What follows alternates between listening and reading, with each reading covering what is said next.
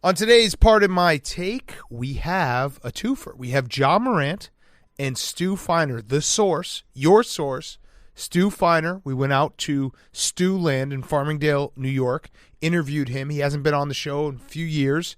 Always great to catch up with him, and a great interview with Ja Morant. We have NBA Finals Game 1. We have, because we don't have a show on Monday, we have Who's Back of the Week and Hot Seat Cool Throne, a little The Match recap, and also Guys on Chicks, and also 2 new producers. So we will introduce them on the other side. But we have a great show for you, back in action, and we're brought to you by our friends at Money Lion. Money Lion, let me talk to you about Money Lion, a badass financial app with 7.5 million users. Listen, life happens. You don't know when life will decide to ruin a good time with unexpected expenses, and that's why Money Lion, an award-winning financial app, gives its members up to $250 at 0% APR. No questions asked. Does your bank do that? Up to $250 with no interest? That's the backup we all need when life throws us a curveball. Sometimes there's things that you can't plan for. Well, Money Lion is there for you. So go to the App Store and download Money Lion now. Do it right now. Money Lion, like the animal. It is an awesome app. You can download it from the App Store, and you can make sure that you are set up for those curveballs that come your way at any given time. Okay, let's go.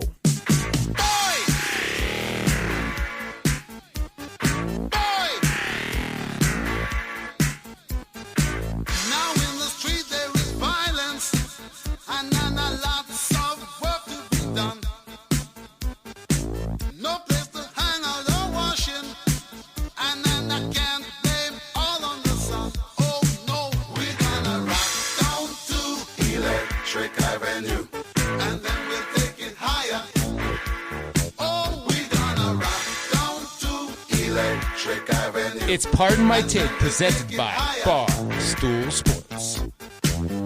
Welcome to Pardon My Take, presented by Money Lion. Go download it right now in the App Stores for life's curveballs. Money Lion is there for you. Today is Wednesday, July 7th. Suns in 4. Suns in 4. Actually, Suns in 3 now. It's going to happen. Suns in 3 more. Yeah, it's going to happen. My analysis of the game comes down to this.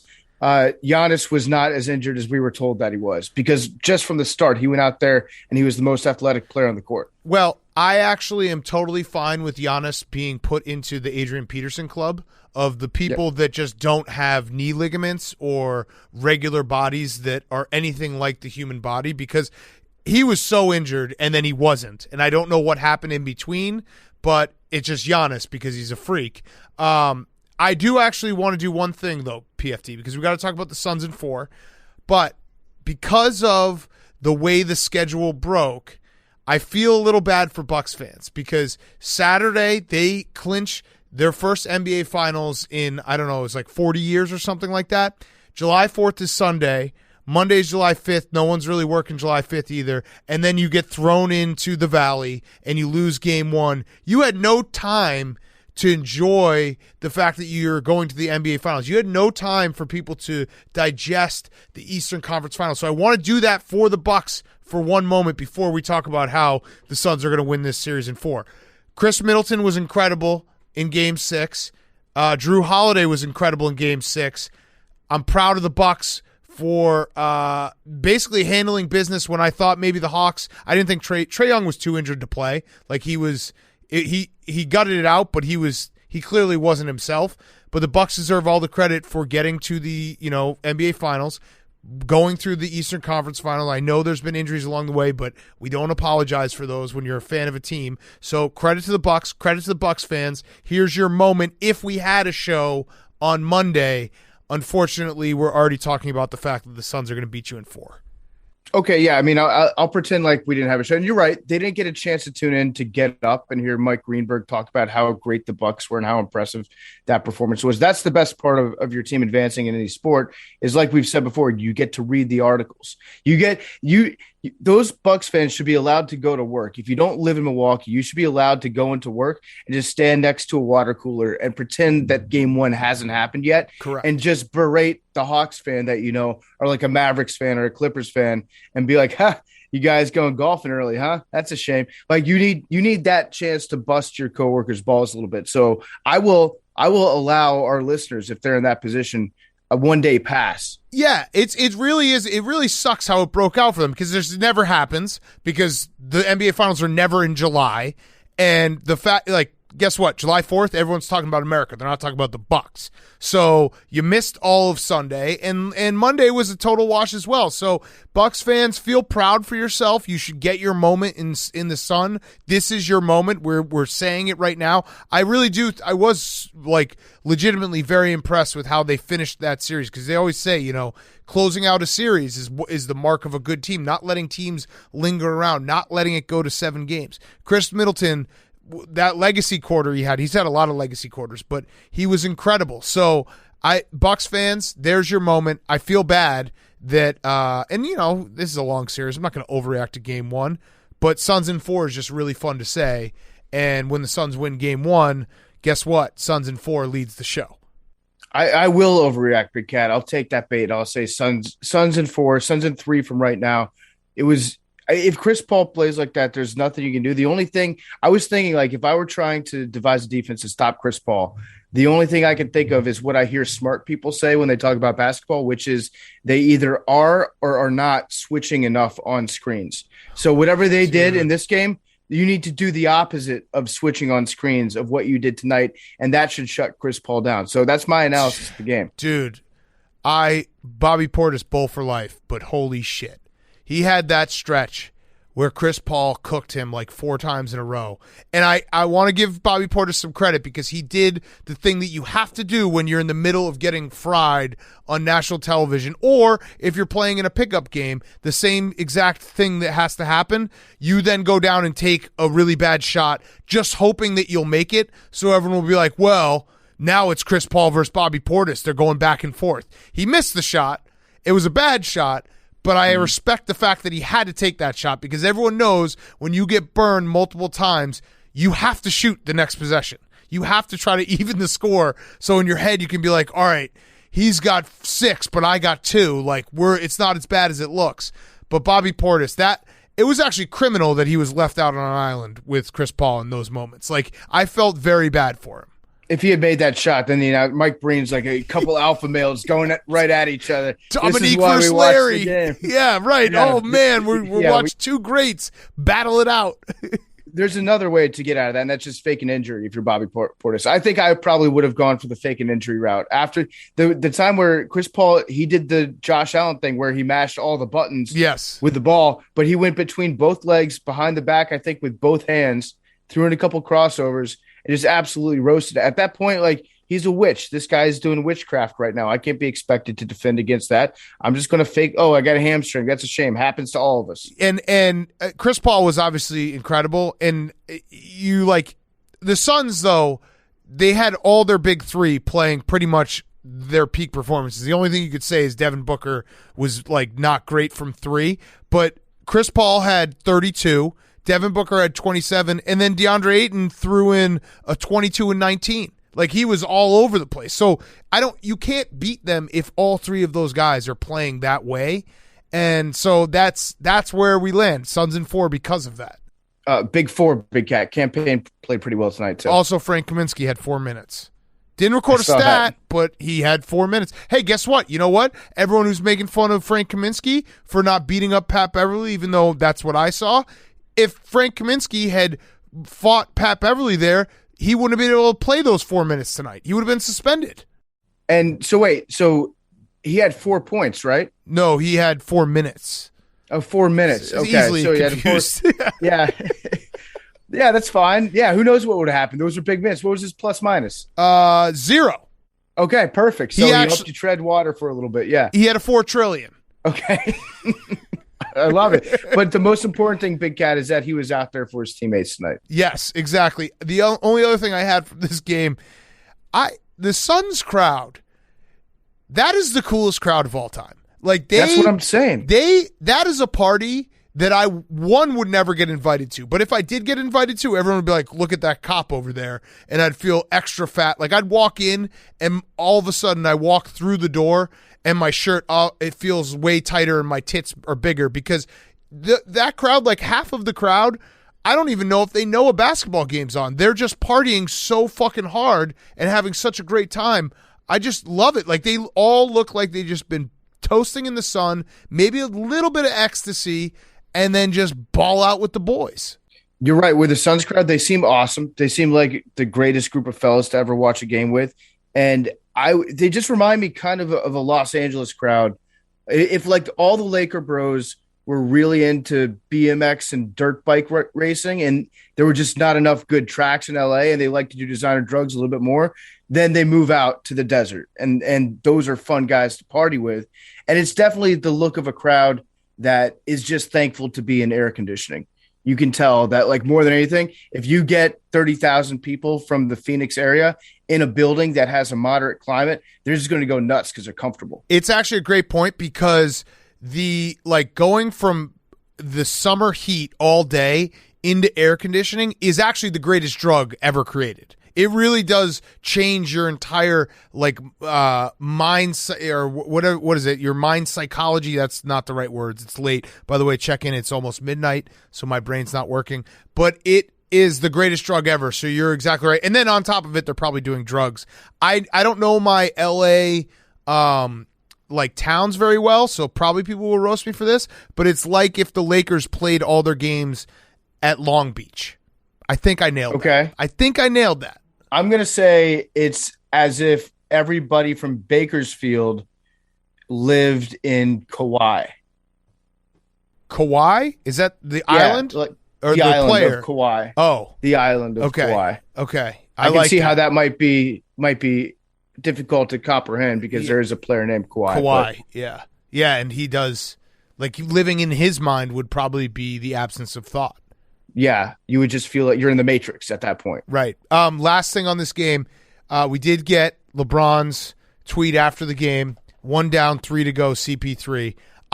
At this point, I'm excited to see what LeBron's Instagram post is going to be like after the Suns win the championship. I'll just say it right now. If the Suns win, LeBron should get a ring. Absolutely should get a ring. Absolutely. CP3's best friend. Listen, LeBron is putting this team on his back, Big Cat. He is willing the Suns to an NBA championship. I wouldn't be shocked if LeBron gets on one of the floats. Yeah. Like, just to be there. Yeah. Yeah. Like, he'll basically, like, he shares enough business connection. He's basically Chris Paul's manager. So you usually invite, like, your managers or your reps, your PR guys. They get to hang out during the parades. Absolutely, LeBron should be there. He should get to drive one of the funny little cars. Yes, absolutely. All right, so other things we're going to get to. The match. It happened. It was bad. It was good, but it was bad. Like, it's actually I like the idea. They shouldn't have done it. I don't know if how far out they scheduled these, but doing it on the night of the NBA Finals, like, I watched the first 6 or 7 holes. Is like, okay, now there's a real, like, sporting event going on, the NBA Finals. I watched long enough though to realize that Bryson came with, like, all these jokes, and he ran out of them, like, in the second hole. And Phil Mickelson just had to carry the whole crew, because Aaron Rodgers is a little surly. Tom Brady, like, I think he's got some jokes, but then he runs out as well. Phil Mickelson he's the guy. He's the guy who makes the match go, and he gets all the credit in my mind for being just, like, fun to be around. He tried to do a bet with Bryson, and Bryson, like, couldn't understand the concept of it, which was very funny. And also, my favorite moment was when Brady was, like, deep in a sand trap, and Phil Mickelson was like, yeah, it's pretty straightforward. You're just going to, like, hit it out of this. It's like, Phil, you're one of the greatest, like, sand trap players of all time. And you're just like, yeah, dude, just swing the club and it will go towards the hole, and then we'll putt it and we'll be going on to the next hole. Yeah, Bryson definitely rolled up with, like, a Google Doc just filled with everything he wanted to get off his chest. And at the end, he did save one. He saved one thing for the very end, which was he wanted to make a San Antonio joke to Charles Barkley. And he was able to squeeze that in. He almost forgot because he was approaching the last hole. And you could tell that, like, okay, if they make this putt, they're going to win. He was like, I need to get this one in under the wire, because this was the one piece of gold that I want to save. But yeah, he was ready to go with, like, he had his knee slappers. And I was rooting for the course personally. I don't know about you. It was a beautiful course. Beautiful. I was hoping that Bryson was going to get eaten by a bear on live television. I mean, I thought, like, no joke. I'm not even kidding. If Bryson DeChambeau had been killed and eaten by a grizzly bear during the match, that would have been the funniest thing that has ever been played on television. And Aaron Rodgers wouldn't have tried to save him because they were not like friends and they were not really friendly at all. And the other great moment was Gronk calling in, and in perfect Gronk fashion, he like didn't realize that when he called in, everyone could hear what he was saying. And he made like a comment about Aaron Rodgers retiring.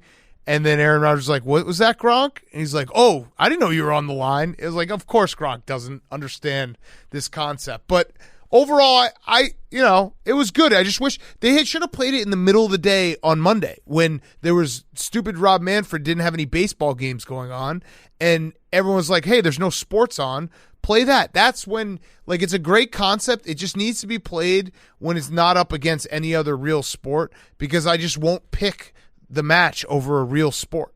Well, they definitely scheduled it a long time ago, because this, in their minds, was going to be when there was, you get a little break from sports for a couple of weeks in mid-July. So they thought they had that scheduled out perfectly, but it turns out that because of COVID and all that stuff, everything got mixed around.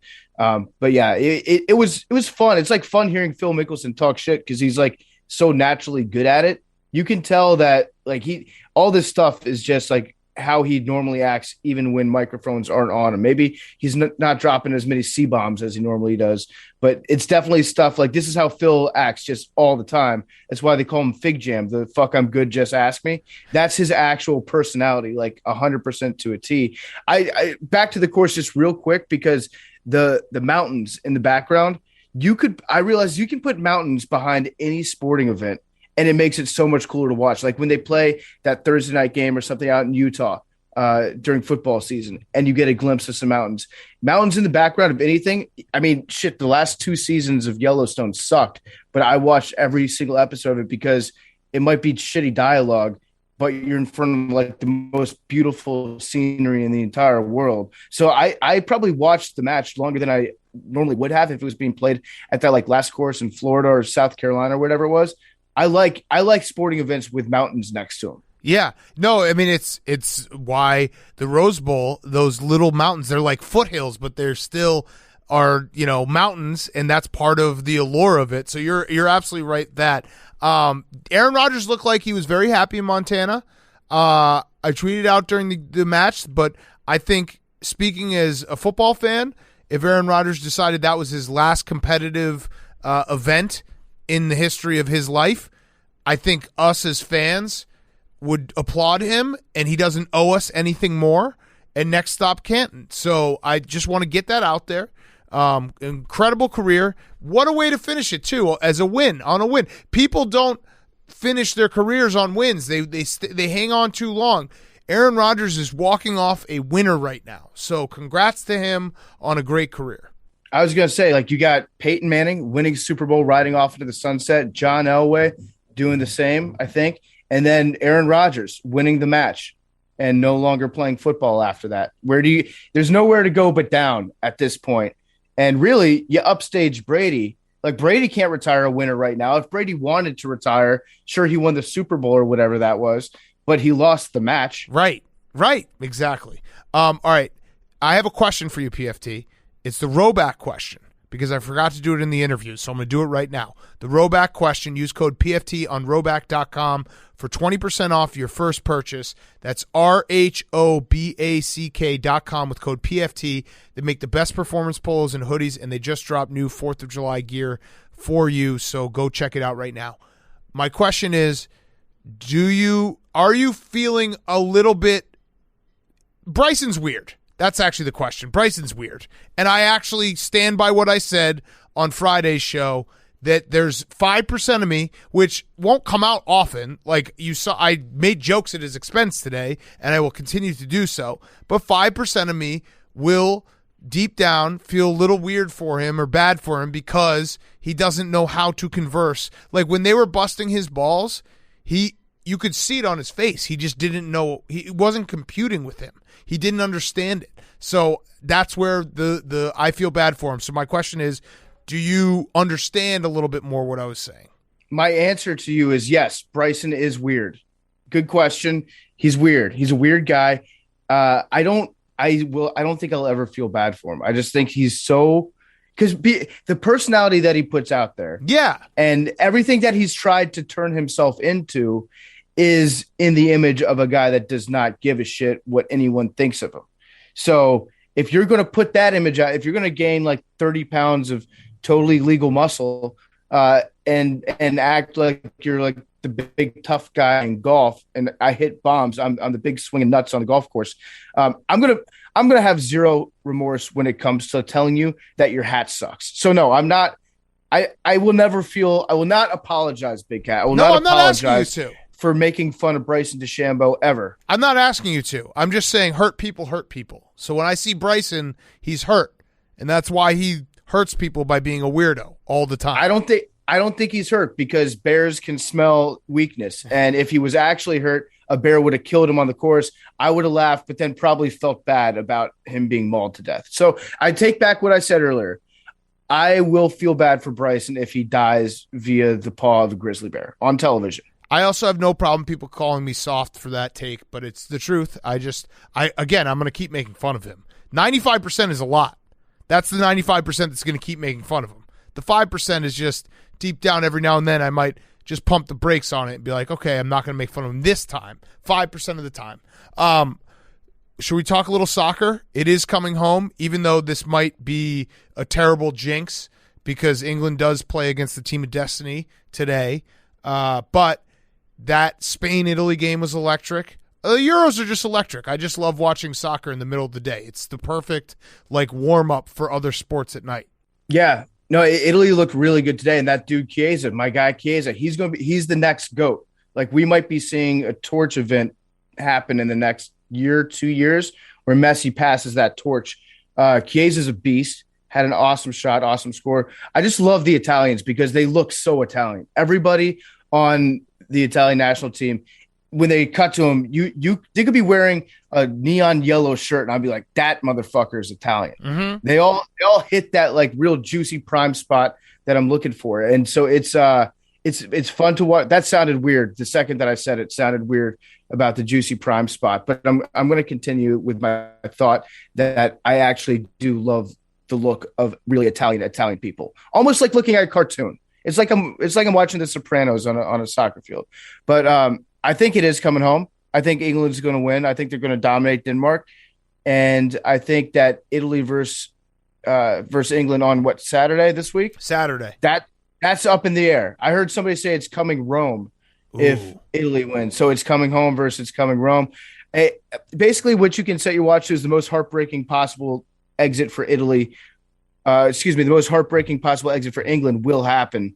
And so now I think that would be losing in the finals to Italy. I don't think that they're going to have any problem with Denmark because they're not really a team of destiny. The guy's alive. So thankfully he's alive. But they're playing. But they're not bringing him out until the finals. He's going to be in the stadium surrounded by EMTs in the finals. They should do that in the semis. No, that's a carrot for them to get to the finals. They can't let him down now. He might die. Yeah. I don't know. I don't see it happening with Denmark. Although the players from Denmark, when they talk, it always reminds me of Morten Andersen with that crazy cool accent that you never hear. Yes. The Denmark accent's very underrated. Yeah, no, they do have Team of Destiny vibes. I don't know. I'm also rooting for extra time in all these games because it really does just bridge the gap. You're watching a game at 3:00. You're like, it'd be sweet if this game lasted till 5:45, and then there'd be more games coming on. So just more of that in the sports calendar needs to happen, where we just have games just stacked up on games. So you never really have to, Monday was the worst because there just were no games, and you just sat there being like, well, what do I do now? Mm-hmm. One thing I really enjoy about the European soccer too is all the coaches dressed up in their finest suits and most stylish skinny ties and stuff. You'll never see an American football coach wearing clothes that fit them. And every single European football, I call them managers, they all look like they came directly from the tailor out onto the field. They're either Bond villains or like 80-year-old guys that look like they should probably have died a long time ago. And then if you like tweet their name and we're like, oh, you don't know about him? He had the golazo of 1964. And they'll like tweet that at you and be like, how could you not know this? So yeah, and I think the Italy manager was wearing jeans, which I fucking love that. Yeah, no, you're right. It's like usually a really old former player of the team that has like one last chance to secure his legacy as a coach. Right. Or else people are going to be like, you ran the national team into the ground. So he's always really nervous about that last one. But I have a question for you about England, because we've been saying it's coming home, which I still firmly believe it could be coming home. When did England become so likable as a country? Ooh, probably troops. Yeah, Troops. He saved England. He saved England. Yeah. So actually, no, Barstool saved England because we hired troops. All right, congratulations to us. We say so. World War I saved your asses. World War II saved your asses. Meghan and Harry left. Barstool came in. We saved your asses. Yeah, I think also The Crown, that show on Netflix. People got really obsessed with that shit. It's also because they lost a lot, and they lost very politely.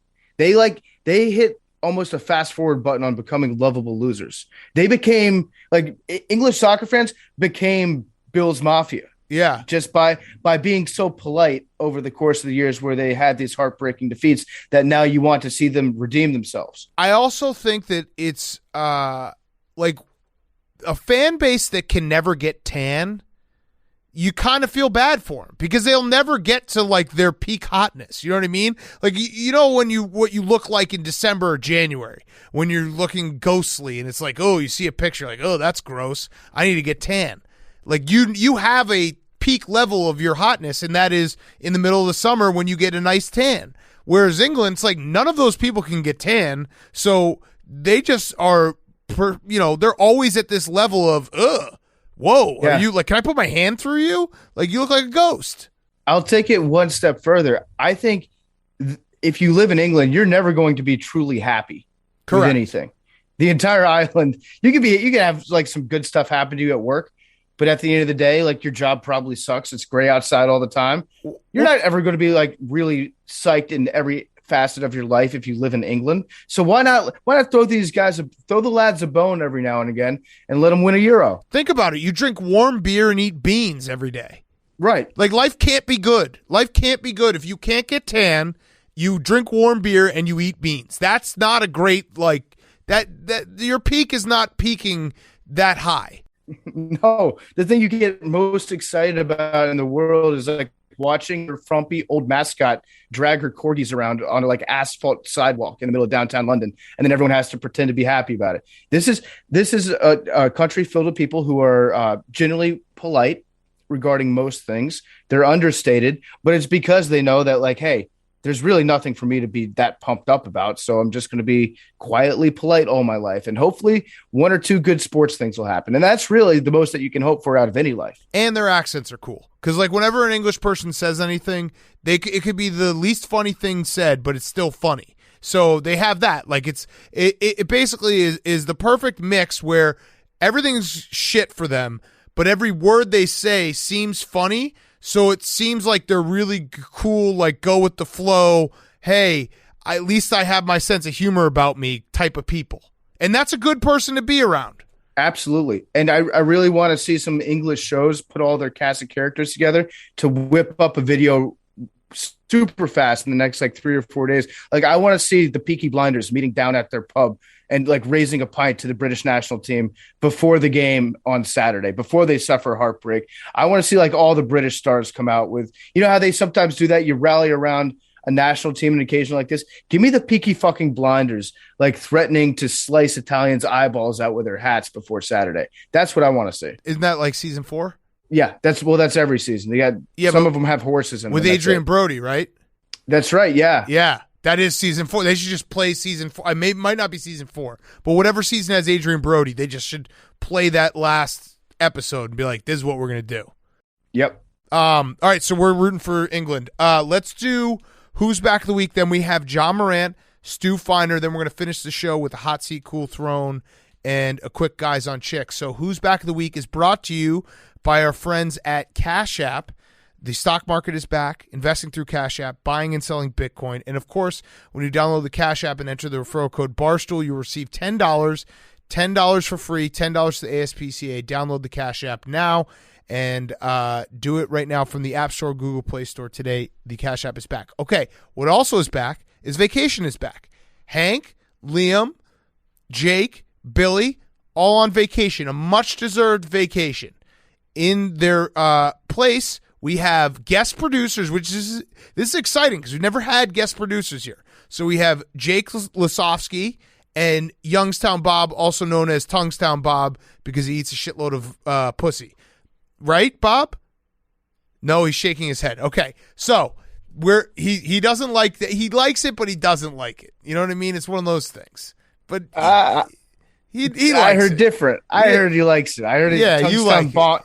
Tungstown bonk. Ooh. No, and also you might know Youngstown Bob. So Jake produces a lot of stuff here, but he does produce Jake Marsh's and Rico and Marty's college basketball podcast called The Beamocracy? No, incorrect. That one is no longer. B-Mobs. What is it called? Barstool Bench Mob. Barstool Bench Mob. Are you sure? Yeah, that's the only podcast that does college basketball here. Okay, all right. I agree to disagree. And then Youngstown Bob, you might know from being my burner person. So I have access to his Twitter account, and I tweet from his account whenever. Actually, did you get suspended for that tweet I sent? Not yet, I guess. Okay, I think I said that I wanted the Whistler from Vanderbilt to get a disease where he loses his tongue and his lips and can't whistle, but he has to stay alive and then dies. And I tweeted that from Youngstown Bob's account, so it wasn't from me. It was from Bob. Bob, that's a really fucked up thing to say about a person. Well, you're really talking about HPV right now. Yeah. So the same thing that got, what's his name? Michael Douglas. That's what you want to happen. Tungstown Bob, you might be able to give us some good pointers. I think that was a good use of the burner account. By the way, I just started up a brand new burner account because I had to do a different one. I got sick of using the one that I had, and too many people started to follow it, so it becomes not a burner account. So I'm just whack-a-mole right now on the internet. If I do it too often, am I going to get my main account shut down? No, they can't do that. I don't think so. I'll start my own. Okay. All right, so let's do it. Who's back of the week? Jake, lead us off, because that's usually Hank leading us off. Jake, lead us off. All right. Oh, he didn't hit the mic. That's okay. Mic is on. By the way, I just wanted to say a little shout-out to both Jake and Youngstown Bob for being here, because they stepped up, and we really appreciate it. And also, shout out your own Twitter accounts. Let's get some followers up, right? Yeah. All right, so Jake. The Italians are back. Obviously, big week for them. Big win yesterday over Spain.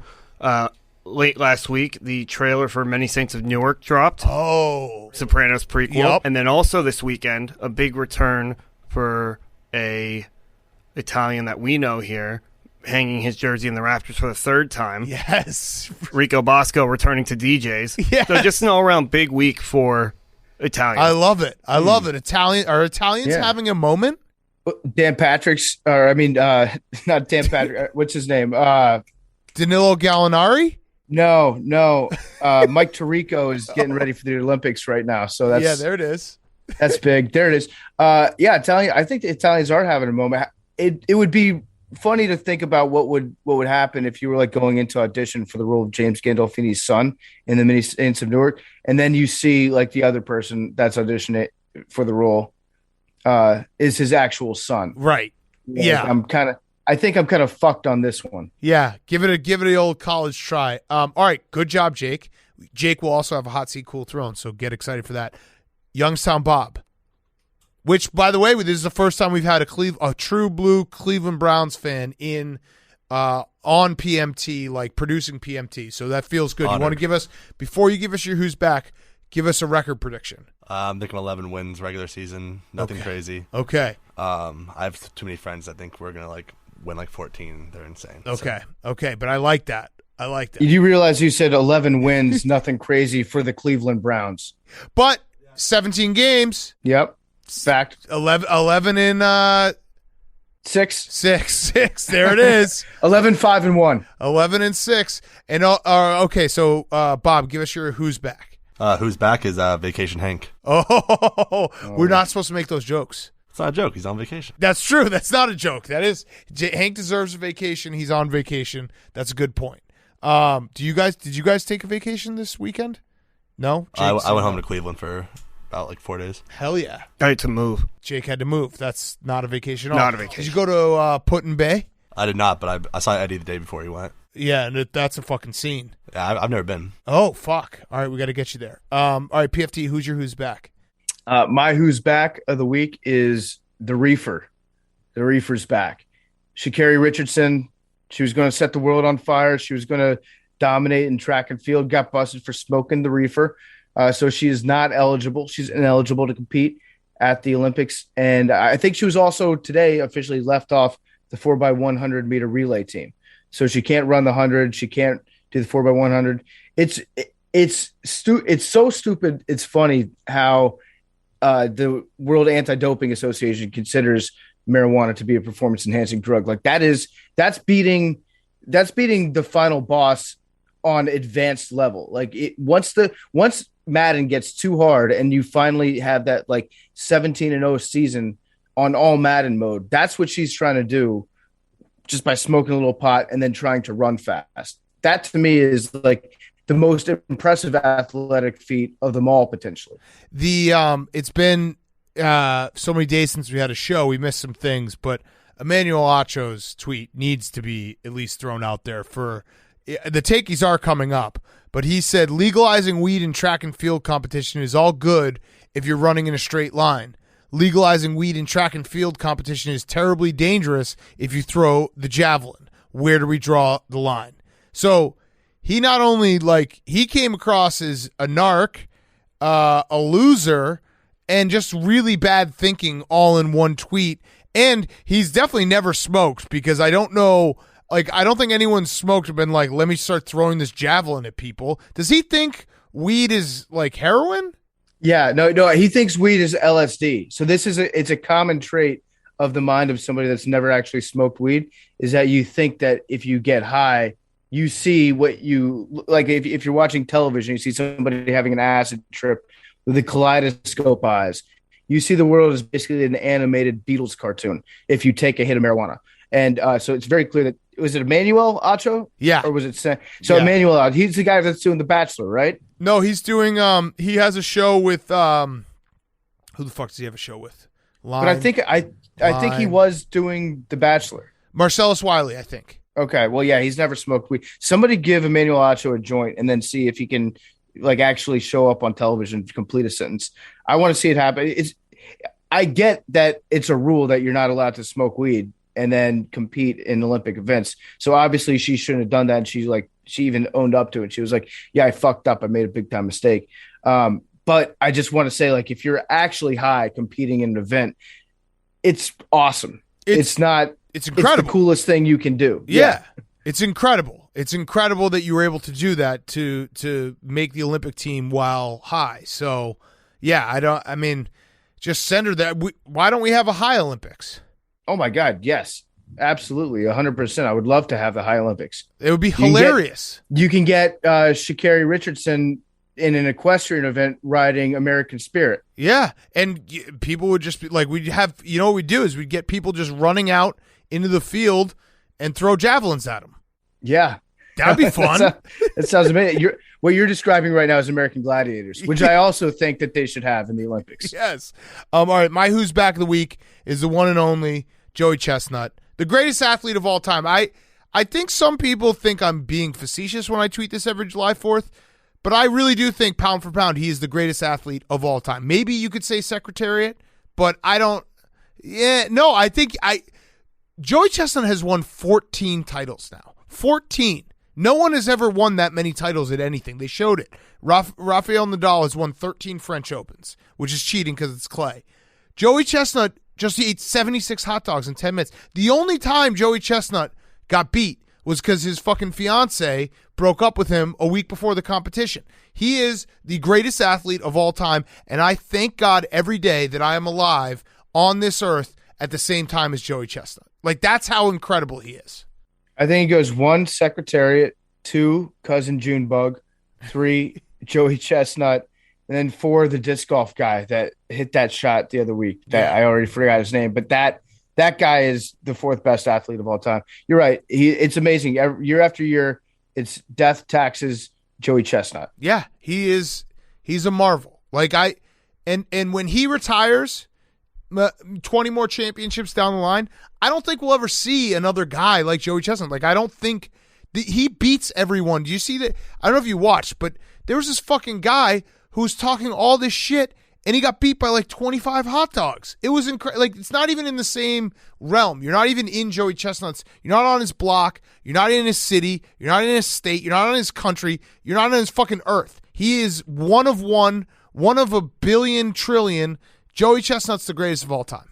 I bet Emmanuel Acho would be like, if you just let me smoke a little weed, I could go out there and eat 100 hot dogs because of the munchies, man. Yeah. Like, yeah, Joey Chestnut is absolutely he's a monster. You don't tug on Superman's cape. I don't know why somebody would choose to talk shit to Joey Chestnut on the day that he goes out there every single year and does stuff that even he thought was impossible the previous year. Yeah, the only other guy who is close to as impressive is I think it's Badlands Booker, who chugged a gallon of lemonade in like 35 seconds and then competed in the hot dog competition. And it was the perfect combo of like dudes rock and America rocks. Like, what are we even doing here?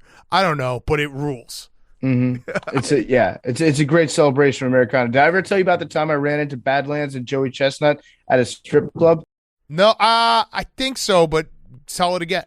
That's basically the entire story. Is I ran into them at a strip club, and That's then cool. I hung out with them for a couple hours and drank some beers. Actually, at the time I was there, they ordered something like 10 or 11 beers each, and then the next morning they were both competing in a corned beef and cabbage eating contest in Savannah, Georgia, on St. Patrick's Day. And so they did that, having gone out the night before and gotten absolutely mangled, which even makes me respect them more as competitors. They're like Lawrence Taylor doing that.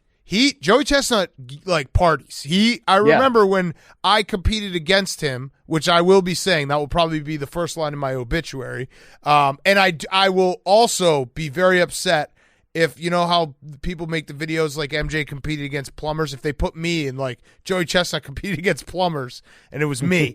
But after we competed, we were backstage and he's like, "You going to come to the bar with us?" I was like, "What are you talking about, dude? I ate 12 hot dogs. I'm not going anywhere for the next week. Like, I feel like absolute shit."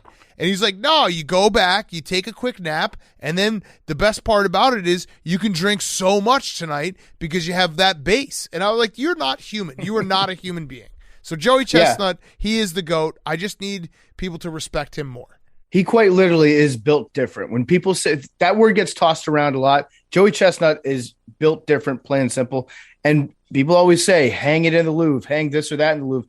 We should hang Joey Chestnut in the Louvre. Yes, his intestines. As a person. His intestines. As a person. Yes. Yeah, like the bodies exhibit that you see where they like take out the digestive. They should have his entire digestive tract from teeth to butthole just nailed to a wall in the Louvre for the rest of time so that we can all take our kids there and marvel at it. Oh, man, I love it. All right, let's get to our interviews. We have Ja Morant up first. We also, speaking of Ja Morant, I think, are we doing a card rip? Are we ripping cards?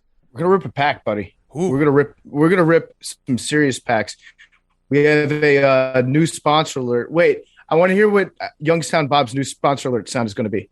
Here we go, Bob. I don't know what that means. You just, when we have a new sponsor, we do a sound. Hank, do a sound. Oh, yeah. Oh, nice. Hell yeah, I like Bob. that. Yeah. Okay. All right. Oh, yeah. We got a new sponsor. It's Golden Auctions. Maybe you've heard us talk about them. If you collect sports cards or memorabilia as a kid, they're back in a big way. So if you want some extra cash, your cards might be worth a few bucks. Now is the time to head up to your parents' attic, take out that childhood sports collection, see what it's worth. I know I've got a couple King Griffey Jr. rookie cards.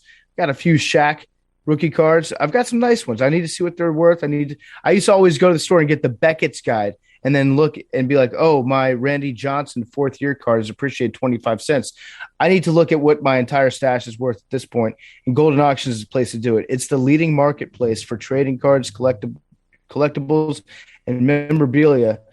And they're currently running an auction with more than 1,000 items across all sports, but we are excited to be partnering with them in a big way. They're selling packs in a box of 1996 Topps Chrome basketball.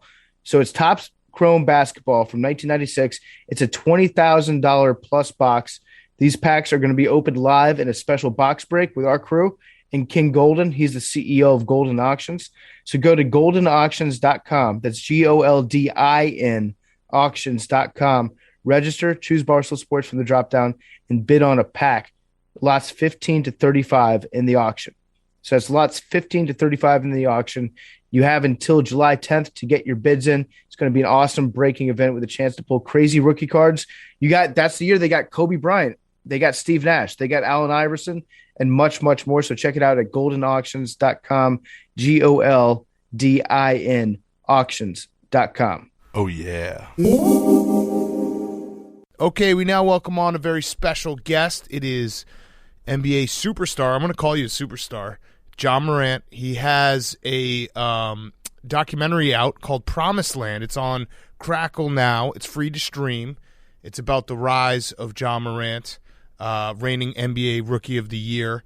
So thanks for joining us. We appreciate it. I do feel like we're part of the real media because you're sitting with the backdrop of the Grizzlies press conference room. What are you doing at the facility? What are we working on this summer? Because I know that's a big thing that everyone says he's got to work on this, got to work on that. What's the Ja Morant 2.0, 3.0 for year 3? I'm here to work on everything in the weight room and on the court. Love it. Yeah, I like it. One thing I think that we as journalists need to do a better job of, and maybe just the NBA in general, their statisticians, is keeping correct track of your statistics, because I feel like you get hosed sometimes. I know that you've talked about this before, but my favorite part of your game is when you throw up a lob pass and they accidentally count it as a shot, but it's actually really just a pass, or you throw it off the backboard and that goes against your field goal percentage. And I feel like we need to figure out a way where you can let people know that, hey, I'm passing this ball, I'm not shooting it. So you can get credit for a few more assists here and there. Have you thought about that? Definitely. Obviously, I can't control that. But me and my teammates, my bigs have that connection to know when I'm, doing that. Obviously, it's just having the ball drop right in front of the rim for them to, be able to finish it. Yeah, I think maybe if you say, as you're passing it, if you say dime, as you're putting it up there, we can go back, we can review the film, and make sure you get credit for that, because every assist counts. Yeah, I need all my assists and my field goal percentage higher. Yep. You actually need our friend Kirk Goldsberry has a stat. You have your team scores the most when you miss in the paint of any other team. 11% of the time when you miss in the paint, your team scores off that rebound. So that should count as an assist too. Should count as 2 if we're being honest. Okay. Yeah, now we got – all right, this is a good way. We're juicing up the stats. You will win every single award because you'll have 30 assists a game. What would you consider yourself part of the float GOAT revolution in the NBA? All these guys, young guys with unbelievable floaters? Of course. I feel like, it's something that I've been working on, something, that allows me to, not absorb, a lot of contact, just stopping, right before the defender and just shooting the floater. And I feel like, I shoot and make floaters at a high level, so I should be, in that category. I like it because it does feel, basketball has evolved over the years, and obviously the last 5 years, people taking bombing three-pointers and efficiency, and, you got to either shoot it at the rim or you got to shoot a three-pointer. But I think the floater might be the answer to the lost art of the mid-range jumper. The floater is the new two-pointer that's most efficient. I feel like both, just analytics and numbers, say, those shots aren't efficient. But as you can see, it's a lot of people, in this league who, use floaters or, pull-up tools and, make them at a high level. So, how much do you listen to guys on the analytics staff or people who put numbers in front of you? How much is it finding the balance of, hey, I'm just going to go play basketball versus, oh, this is actually good knowledge, I got to try to implement this in my game? I actually don't listen to them at all. There we go. really just going out there and playing my game. Perfect. That's a perfect answer. I appreciate that a lot. I feel like that's something that it could be useful. Like the coaching staff could figure out ways to put you in good positions, but you don't want your players, like, I don't want any basketball player thinking about a number while they have the ball in their hands. You know, like, I want it should be second nature. A good shot is one that goes in. That's what I always say. That's the only thing that matters. Yeah, layup counts as two. You had a quote. We love this quote. You said your dad was your first hater. Is he still a hater of you? 100%. I think when I run Rookie of the Year, his message after was, "Good job, you still suck." I mean, ain't too much I can do, to make him say something positive. So.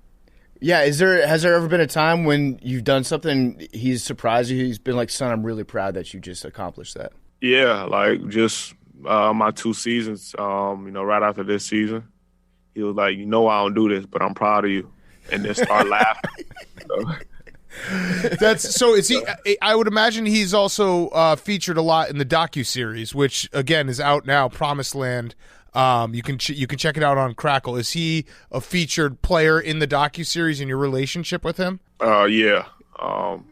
We got parts that just shows our relationship, shows how he played a part in my basketball career.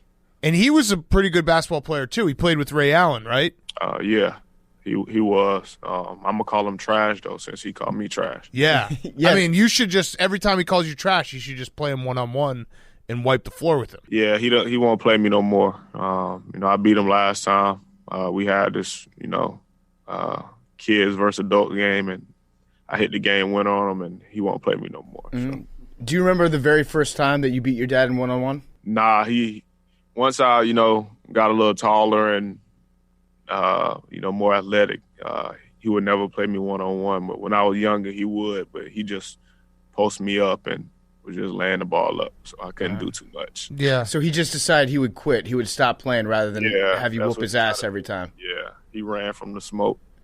Talking about another hater, you probably don't remember him, but we have a coworker, Marty Mush, who you actually said appreciate the extra motivation after you won Rookie of the Year. He said if you watched that game, I think this is talking about a game in the bubble. If you watch that game, you can't tell me that John Morant is good, doesn't look for teammates late in the game, and can't hit the big shots. Sad that people can't tell the truth. He said you would never win Rookie of the Year. He's a big Duke fan. So do you actually get motivation from random people online? Yeah, I get motivation from goofies that say some crazy stuff.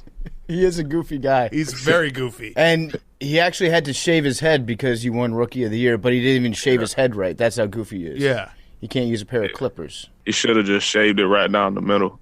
Yeah. Reverse mohawk. Just continue being the goofy guy. Yeah, I mean, so how much of that also, and I would imagine you get into it in the docuseries, but how much of like being a guy who was overlooked by the major programs, fuels everything that you've accomplished right now in the NBA? Like, do you still have that chip on your shoulder? Like, why didn't all these big time programs come calling? Yeah, I still have that, that underdog mentality. Where I'm from, is the reason, I play with this chip on my shoulder and, not receiving, any recognition and, being overlooked, obviously, just, added more to it. So, I still, take that in this league and play, like that underdog. Were there any teams, like big programs, who hit you up and was like, hey, you could walk on, or hey, well, you can play for us, but you can't get a scholarship? Like anyone who is truly, like, how could you do this? Like, I'm clearly good enough to play at Division I and higher. I feel like if they did that anyway, I probably wouldn't have responded. Yeah. If I had offers, so ain't got time ain't had the funds to pay for no college. Why do you think that was, that you didn't get recruited by those schools? It seems stupid in retrospect, doesn't it? Like, I know you probably had the confidence in yourself all along, but was there something about your game that took longer to develop than maybe other players that were your same age? I just, honestly, if we're being honest, I just felt like, everybody was just, riding the same wave. So if it was a player that had been talked about, everybody was just focused on them, because it was times where I played against, top players who had almost every D1 offer and would have like 30 and win the game, and, they wouldn't do nothing and still no offer. So honestly, I don't know what it was. Maybe they just didn't like me, but I'm glad, Murray State, offered me that scholarship and, helped me get to this point. Maybe your dad talked to the coach and was like, hey, my son sucks. Yeah, don't offer him. Like, don't worry about it. He cannot play at all. Probably so. You played with Zion for 1 year at AAU, right? So what was the worst you guys beat a team? I would imagine it was pretty easy. Man, it was, plenty of times where we would win by 40, 50. And it wasn't many times, we would lose a game either. So that tells you that. I would imagine, like, playing AAU with Zion and throwing him lobs was pretty goddamn fun. Pretty easy, too. He made me, look good. All you got to do is just, throw the ball by the rim and, he go get it and, do what he do. Did you guys ever break a backboard? Nah, I don't think so. Bend a rim, something like that? We missed that about the old NBA. We missed the age where you could just tear a rim off a backboard. Yeah, I don't think we ever broke a rim, but I'm pretty sure it was times where a couple of those rims was mad at Zion, for sure. Do you feel like at this point in your career, like especially the last few months, it felt like on any given night you could go out there and be like, you know what, I feel like getting 40 tonight, and you could just go out and grab 35, 40 points. Do you feel like if you're in the right headspace, you have the ability to do that on any given night? Yeah, of course. I have that confidence. I know I'm capable of it, but I'm just a team player.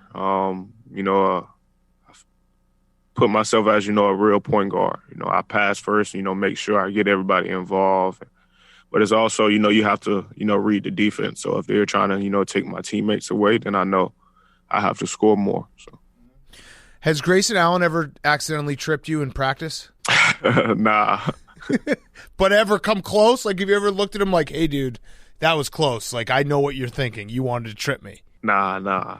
I don't look at, Grayson as, one of those players, but if it happens to, anybody, I'm riding with him. Okay. That's a good teammate. Yeah. That's a great teammate. Has he tried to get you to slap the floor on defense?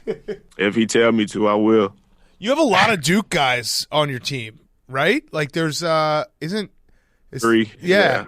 Tyus Jones on the team. Like, Justice Winslow. Yeah. Yeah. I hate all of them. So we have those, battles, but we got two Michigan State, two Gonzaga, you got Oregon, UCLA.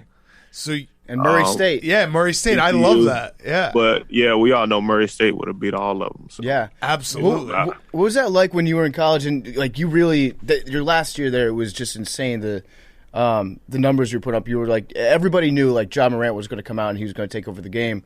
They had to throw some pretty crazy exotic defenses at you, like box and one or triangle and two. Did you ever – what was the weirdest defense that they ever tried to break out to stop you in college? I have to say Alabama. As soon as I crossed half, they just ran two people at me to trap me to get the ball out my hand. They'll end up with 38, so it ain't work too much. I love it. One more question about the docuseries. What made you want to do it? Because it feels like some people be like, "Hey, you're only year two. Are you going to redo it again? In 5 years when you win an MVP? Like, what made you want to do it right now?" Really just to, be able to tell my story, go deeper into my journey. Obviously it was, many years before, I got to the league that, plays a part, in this documentary. So, being able to just tell, how I went from, a small town kid to, the number 2 pick to, winning Rookie of the Year. Mm-hmm. You couldn't dunk until your senior year of high school. Was that? Do you remember your first dunk being like, "Holy shit, let's go! I'm ready"? Yeah, it was my 11th grade summer going into my 12th grade year, my senior year, and we used to have some runs at my high school, and my whole 11th grade year, I was just trying to dunk, but I couldn't. And then, got to that summer. I, threw a lob to myself one time and then got me a little rim grazer dunk in. And from then on, it, just got even worse. You feel like it was a lob to yourself was your first dunk? That's pretty badass. Yeah. How you just, throw it up, let the ball bounce. And yeah. Go get it. Yeah, I had to make sure the lob was perfect, like right by the rim, so I can just put it right over. Sneak it right over. Yeah. Did you feel like a changed man when you hit the ground after that? Yeah, I let off a scream, like, finally. But yeah. Then, you get a lot of confidence after that, and I tried to dunk again a couple times after that, and it didn't work out too good, so I just had to hang it up. I'm curious to know about maybe one of the best landmarks in America, one of my favorites certainly, the Bass Pro Shop Pyramid in Memphis, Tennessee. Have you had a chance to go there? It looks like the most magical place on earth. Nah, honestly, I haven't had a chance to, go there. It's kind of tough for me. I just can't, live a regular life and just go out in public like that. They should roll out the red carpet for you, though. They should put you on your own little boat. They have a lake inside that thing. It's crazy. Yeah, I might have to check it out, man. Highly recommend. I can't swim, though, so I need a life jacket. Is the beef officially squashed between you and Andre Iguodala? I don't beef with nobody, man. I mean, you guys were beefing. Somebody beef with me, they beefing by themselves. You just happened, like, you definitely helped out with it was a story, what was it, was it last year? When he sat out, and then everyone goes crazy on Twitter. I mean, it's fun. It's entertainment for everyone who's watching. Everyone who's an NBA fan, I feel like, also is a fan of NBA Twitter and guys being a little more outspoken. Do you not care when people come back at you and stuff like that? Like, I love the outspokenness. Nah, I don't at all. And then I'm, speak my mind as well. So, I mean, if you say something, then I say something back. Then you check it how you want. You just let me know, what you want. Okay. Mm-hmm. So no beef right now with Andre Iguodala, but also kind of beef. Nah, I ain't beefing with him. What if he said, like, I'm currently in a beef with Ja Morant? Would you reciprocate the beef, or would you just be like, you know what, you can beef me all you want. I'm over here. I'm going to beef myself. He'll be, just beefing by himself. Okay. I had one last question. So the Memphis throwback jerseys, love them. The old Vancouver Grizzly jerseys. Do you guys play better in those jerseys? Because I really think you have to, right? Yeah, them jerseys, are kind of tough. So, you walk in the locker room and you see those jerseys in there, you get hyped. Me, I feel like, look better, you play better. Yeah, mm-hmm. I really do think that's true. I mean, it's obviously not like it doesn't change that much, but if it's a little bit, like a percentage-wise, 1%, 2% playing better just in looking in those jerseys, you should wear them all the time because I am convinced you guys play better in those jerseys. Yeah, for sure. We got a couple tough jerseys in the collection. Yeah. Mm-hmm. My last question for you. Just curious, like, so you've accomplished a lot, right? You've got your docuseries coming out. You've got Rookie of the Year. You've checked off a lot of boxes. What are your goals for the next 3 years? Do you have a plan? Like, this is what I want to accomplish? Really just, win a championship. I feel like, if I do that, everything else will, fall in place. Mm-hmm. You think if you win a championship, your dad will be like, hey, no offense, but I love you? Yeah, he probably would. The I love you part, he says that, but it's the on-court stuff, like proud of you, all that. Would he? He probably would be hype, and then it'd be like, "You still suck, but congrats." Yeah, I want to see you win a title just to see how your dad can spin zone that. Your dad would be like one of those burner accounts online. That would be like, "That's a Mickey Mouse championship." Yeah, too many guys got injured. Yeah. Like one of the worst championship teams of all time. An asterisk beside it. I love it. Well, Ja, thank you, man. We really appreciate it. And good luck with everything. Everyone go check out the docuseries that's out now. It's Promised Land. It's called Promised Land. It's on Crackle. And if you want to see Ja's dad be more of a hater, go watch it right now. Yeah, and Marty, shave your head right. I love it. Thanks so much, Ja. Thank y'all, man. Okay, before we get to Stu Feiner, quick word from our friends at Noom. When it comes to losing weight, there's a lot of pressure out there to label food good or bad, but that just creates unnecessary dilemmas. Noom is here to change how we see food with a psychologically based approach that looks at what you eat, but also how you eat. Instead of making you feel guilt or regret, Noom empowers you to keep going. I've had this happen a lot of times where, I'm like, hey, I'm too tired. I'm just going to eat some bad stuff today because I got to get through the day. That's some bad psychology. Noom is there to help you get over that hump, to know exactly what the habits you are doing when it comes to eating and how you can get healthier on a day-to-day basis. Goals that I've had, like, hey, try to cut out carbs or try to eat less sugar. All those things, Noom can help so that you can have that mental toughness when you are approaching what you eat. You don't need rules to lose weight, just the knowledge and wisdom to help you build smarter, more sustainable habits. And Noom's cognitive behavioral approach helps you unlearn bad habits and better understand your relationship with food. This is for people who are trying to make a long-term goal. It's not a fad diet. It's not something that you can lose, 5 pounds in a week. It is something that will help you be healthier overall for a long period of time so that you can keep the pounds off and have more energy and feel better. One size does not fit all as well. Choose your goals and Noom will personalize a weight loss program to you. 80% of Noom users finish the program and over 60% have stuck with their goals for at least a year. Like I said, long-term goals. With Noom, taking care of your health is empowering instead of stress-inducing. No need for to fear ruining the whole program with one off day. Noom will help you get back on track. All you need is a daily 10-minute check-in, no grueling early mornings or huge chunks out of your day. So start building better habits for healthier long-term results. Sign up for your trial at Noom.com/PMT. That is NOOM.com/PMT. Noom.com/PMT. Noom.com/PMT. You can get a free trial to sign up right now at Noom.com/PMT.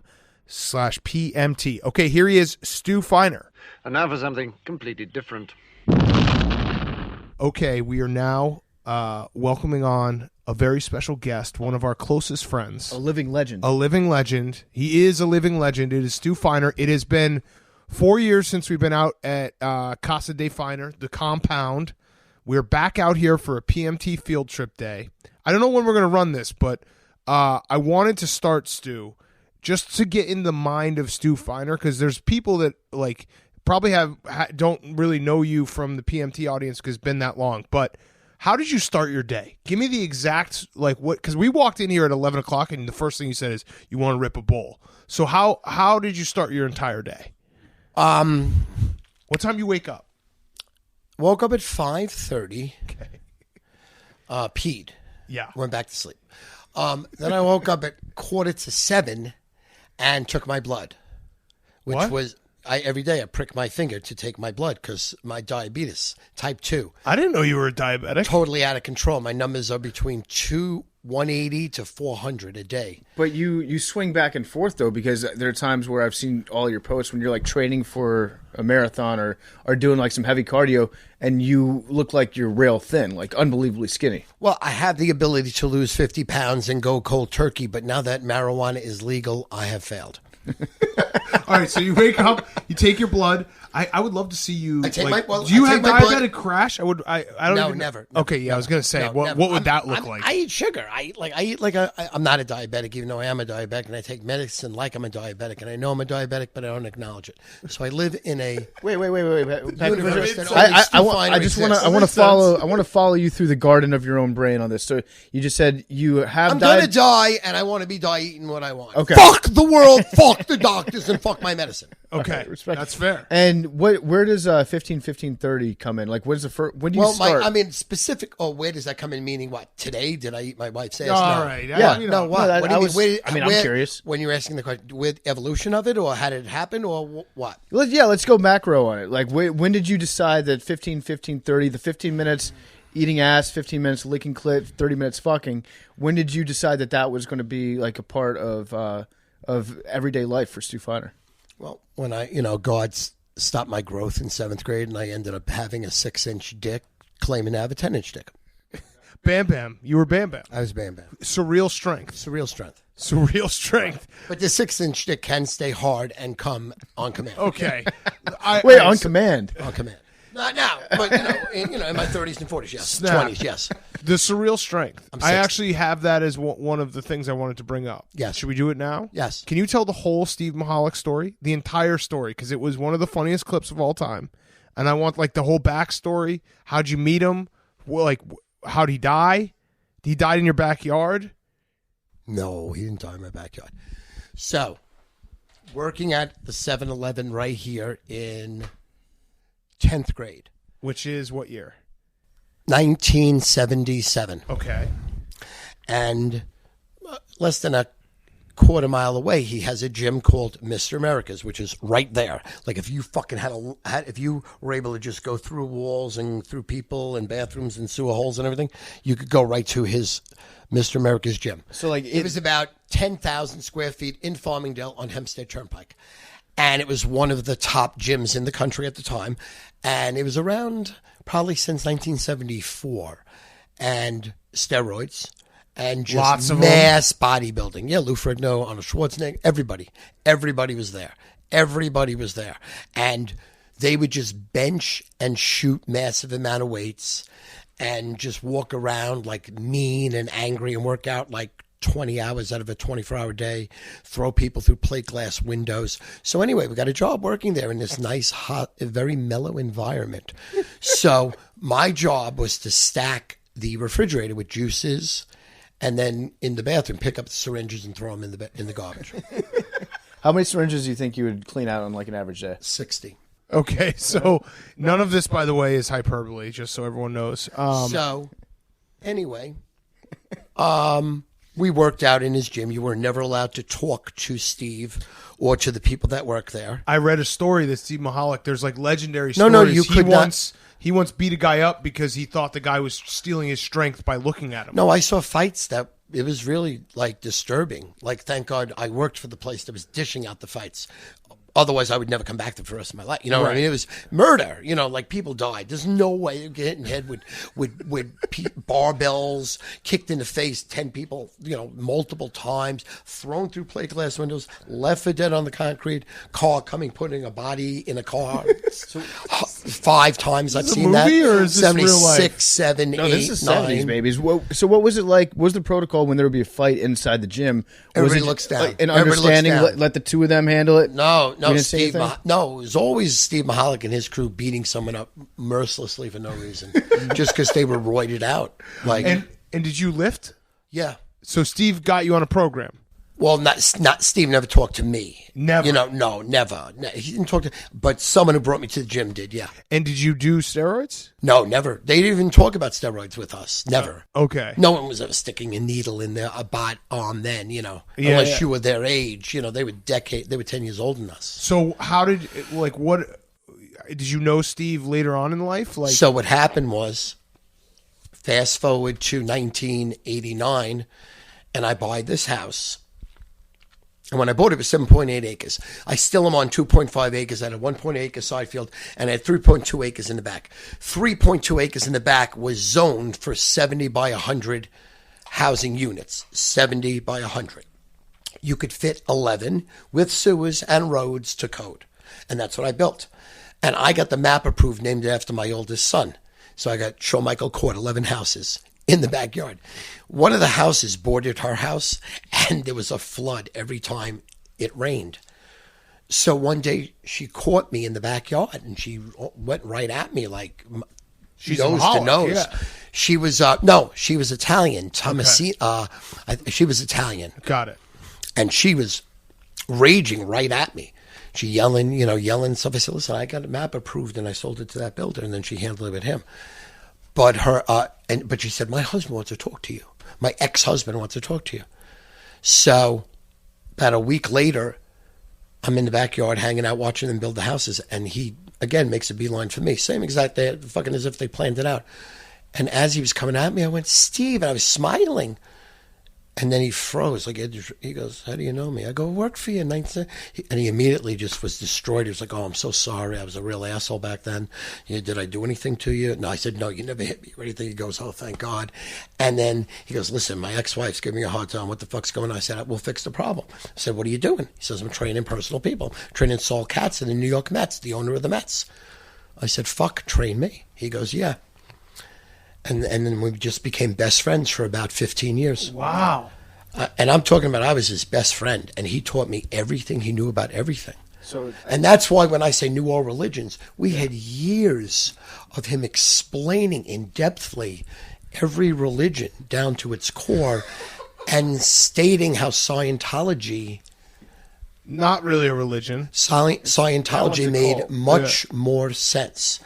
And to me, Steve Mihalik showed you the light of Scientology? Listen. Scientology is a way to answer questions. Religion is a way of answer questions. Before any of them start extorting you for money and then they all become frauds, Scientology makes the most sense. Which part about Scientology makes most sense? Like the UFOs that drop eggs into a volcano? Like in other words, half it. Like when I saw the movie, I was humiliated because that's not what. You're like, Steve lied to me. That's like level 9. No. Steve never told me any of this stuff because I would have thrown him out of my house. So Steve, I would have been afraid to be with him alone. Right. Steve's right. I think like the basic levels of Scientology, but he wasn't a Scientologist. Are not that much different from other religions. My point with religions, he knew them all. He took parts of Scientology, parts of Judaism, parts of Catholicism, parts of Hinduism, and squished them together. He made his own super religion? He knew all religions. He knew all religions. Mahalikism? That's incredible. He basically did. He did when you go. Again, I'm sharing with my trainer gut level my life. Right. So we need answers. Where do the answers come from? You? Steve Mihalik. So. You? No. You? No. But Steve Mihalik. So Steve Mihalik essentially is like when you do the suicide at the that's a terrible word to use there. No. Terrible use of word, but follow me. When you go to the soda fountain and you hit every single one, and he did that with every religion. Exactly. He's like, here's a little bit of Sprite. Arnold Palmer doing that commercial times 4. Yeah. Arnold Palmer's doing the commercial times 4. Here's a little Sprite, Buddhism. Here's a little Coke. But truth be told, like in other words, I shared gut level. Asking for answers, and he provided the answers. Wow. Like, in other words, anything I was insecure about, he had an answer for and helped me. Wow. Any problem I had with Sandy, he had an answer for and helped me. Any problem I had dealing with a circumstance or inadequacy or insecurity or fear, he had an answer that absolutely helped me. Not just, hey, maybe I'll use it. I implemented it, and it solved the problem. What was the best piece of advice he ever gave you? Don't do steroids. The 2 sayings that I live and die by. Disagree, set free. The way out is the way through. So, like, for example, when he would make me do 300 reps of something that he started off going, give me 25. And then go, give me another 25. And then he'd be like, and I'd be like, Steve, I can't do it. He goes, no, you don't want to do it, but you can do it, and I'm making you do it. Disagree, set free. Stuart, disagree, set free. Give me another 10. Give me another 10. Give me another 6. The way out's the way through, Stuart. Stuart, come on. Give me another 60. And those 2 sayings. I love it. It means embrace debate, essentially. Well, now I feel sad that Steve Mihalik is no longer with us. Oh, listen. I think he's very much with us. Can I explain something? I think he's with us through the teachings one of those people Stu Feiner. That the second he walks in a room, like meeting Mick Jagger, I met Mick Bono, I met, Clinton, I met, when the second they walk in. You ever been on a private plane? No. But I've had sloppy seconds. It's amazing. No. But in other words, when he walks in a room, you just gravitate to him. Yeah. And he's so smart, like listening to Buddha almost. He was disturbed. He had a very dark part of his life. The steroids robbed him of his greatness. It was a shortcut to enduring another decade of being at almost a high level, like world class level, but again, paid the price where his body broke down and he had to take his life. I'm curious to know. But in this gym, right where we are right tragic. now, the gym is right here. You know, tell everyone. The gym is like 10 feet away, 20 feet away. We were in that gym for 3 times a week for 10 years.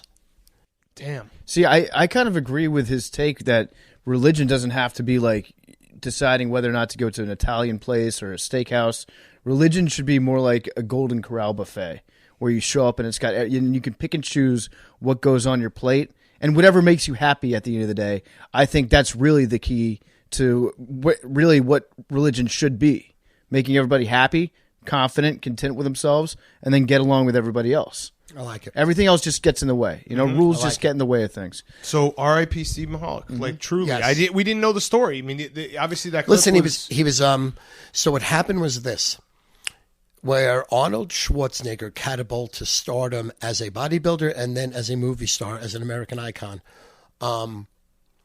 Steve Mahalik was the one that Arnold Schwarzenegger was chasing, and he got in a horrific car accident. Steve did. And took him out of bodybuilding for 5 years. They thought he was going to be dead. There was no way he was ever walking. He did. Competing. He did. Winning again, you know, Mr. Universe level contest. He did. So that hurt him. Yeah. That was horrible. Because Arnold then went, he won the contest and then shot. Right. So he's like your favorite bodybuilder's favorite bodybuilder. No issue about it. Arnold Schwarzenegger called him the Phantom. Oh, that's a cool name. Because out of the blue, all of a sudden, he started competing and winning and winning and winning and winning, and then he was there. Just imagine Arnold calling you the Phantom in that cool voice of his. Damn. Yes. No better compliment. So, Stu, the last 5 years, what has it been like? Because I know that our relationship started 4 years ago. I knew about you forever. But it's been kind of a whirlwind. I love working with you. I love that you have, a part in Barstool Sports. Has it just been, the thing I really appreciate about you, Stu, is that you love people. You love being around people. You love people stopping you. Has it been like a reinvigoration of your entire career? 100%, especially because of the Islander podcast, this new live stream has just blown through the roof. But yeah, for the last, let's say 3 years, can't go to a Met game or a Jet game or a Knick game or any game or a concert without people on me in the bathroom, even wanting to take a snap, wanting to take a picture. Like at the Islander games, it's crazy. If you go in with me tonight, if I scream, let's fucking go, there'll be, it's like lighting a match. There'll be 1,000 people. And you truly you love people. I live for it. You live like when I told you we were coming over here. No, the only thing I would like is that people shouldn't drunk people that are twice my size, because I am only a 7th grader. Bam, They hurt me. They grab me around the neck, and then they put a phone in my face and go, "Stu, tell my grandmother a pussy smells." And I'm locked into this larger individual, and I want to, so. Oh man, can you walk me through how Stu Feiner became Stu Feiner? Because I don't know if we've ever actually gotten to talk seriously about what the start of your career was like, doing Sports Advisors, making being like the nation's first over the top gambling tout. Like, how did you go from working in a gym, cleaning up syringes, to decide, what, I'm gonna try to do this sports gambling thing and see where it goes? Well, exactly the date was when the Eagles played the Oakland Raiders in the Super Bowl in 1980, and it was Dick Vermeil's team, and they were a 4-point favorite. And on Friday night, this guy, Professor Picks, Ed Horowitz, he owned a tax firm in Hicksville, Long Island, and he created a short form tax firm, made him $1 million. He took his money, put it into computers to pick winners on sports gambling. And he had 100 people work for him. And he had a system. And it came on TV and said the Eagles were going to beat the Raiders. And there was no prayer of that ever happening. None. I don't even know how they made him an underdog, because they were better. They were mean. They were better. They were great. And John Madden won in 76. Tom Flores took over the team. Madden's only, Super Bowl. Flores took over. He was brilliant, and they murdered him. So I said, if this expert can go on national TV, which at the time was a big deal, he might have been the first handicap besides Jimmy the Greek to ever get national recognition because, they did his story, short form tax from a millionaire accountant, brought his money into sports gambling. This bozo humiliated himself. So I said, Pop, if this guy could be so wrong, about something that's so simple. Like there was no way I could ever see the Eagles, winning that game. They couldn't, and they didn't, and it was a rout. It's like 32-14. It wasn't even that close. And so I said, let's go into the business. So my father lent me $1,500, and this other guy that was 23 years older than me got $1,500, and we opened 2 desks against each other, and we bought lists from sports like magazines, Sports Illustrated, and we started calling people on the phone and just randomly calling them and saying, hey, we have picks, we pick winners, we have information, and that's how it started in 1982. Then in 1984, it was the first nationwide commercial with my company called Prophet, Prophet, Line Sports.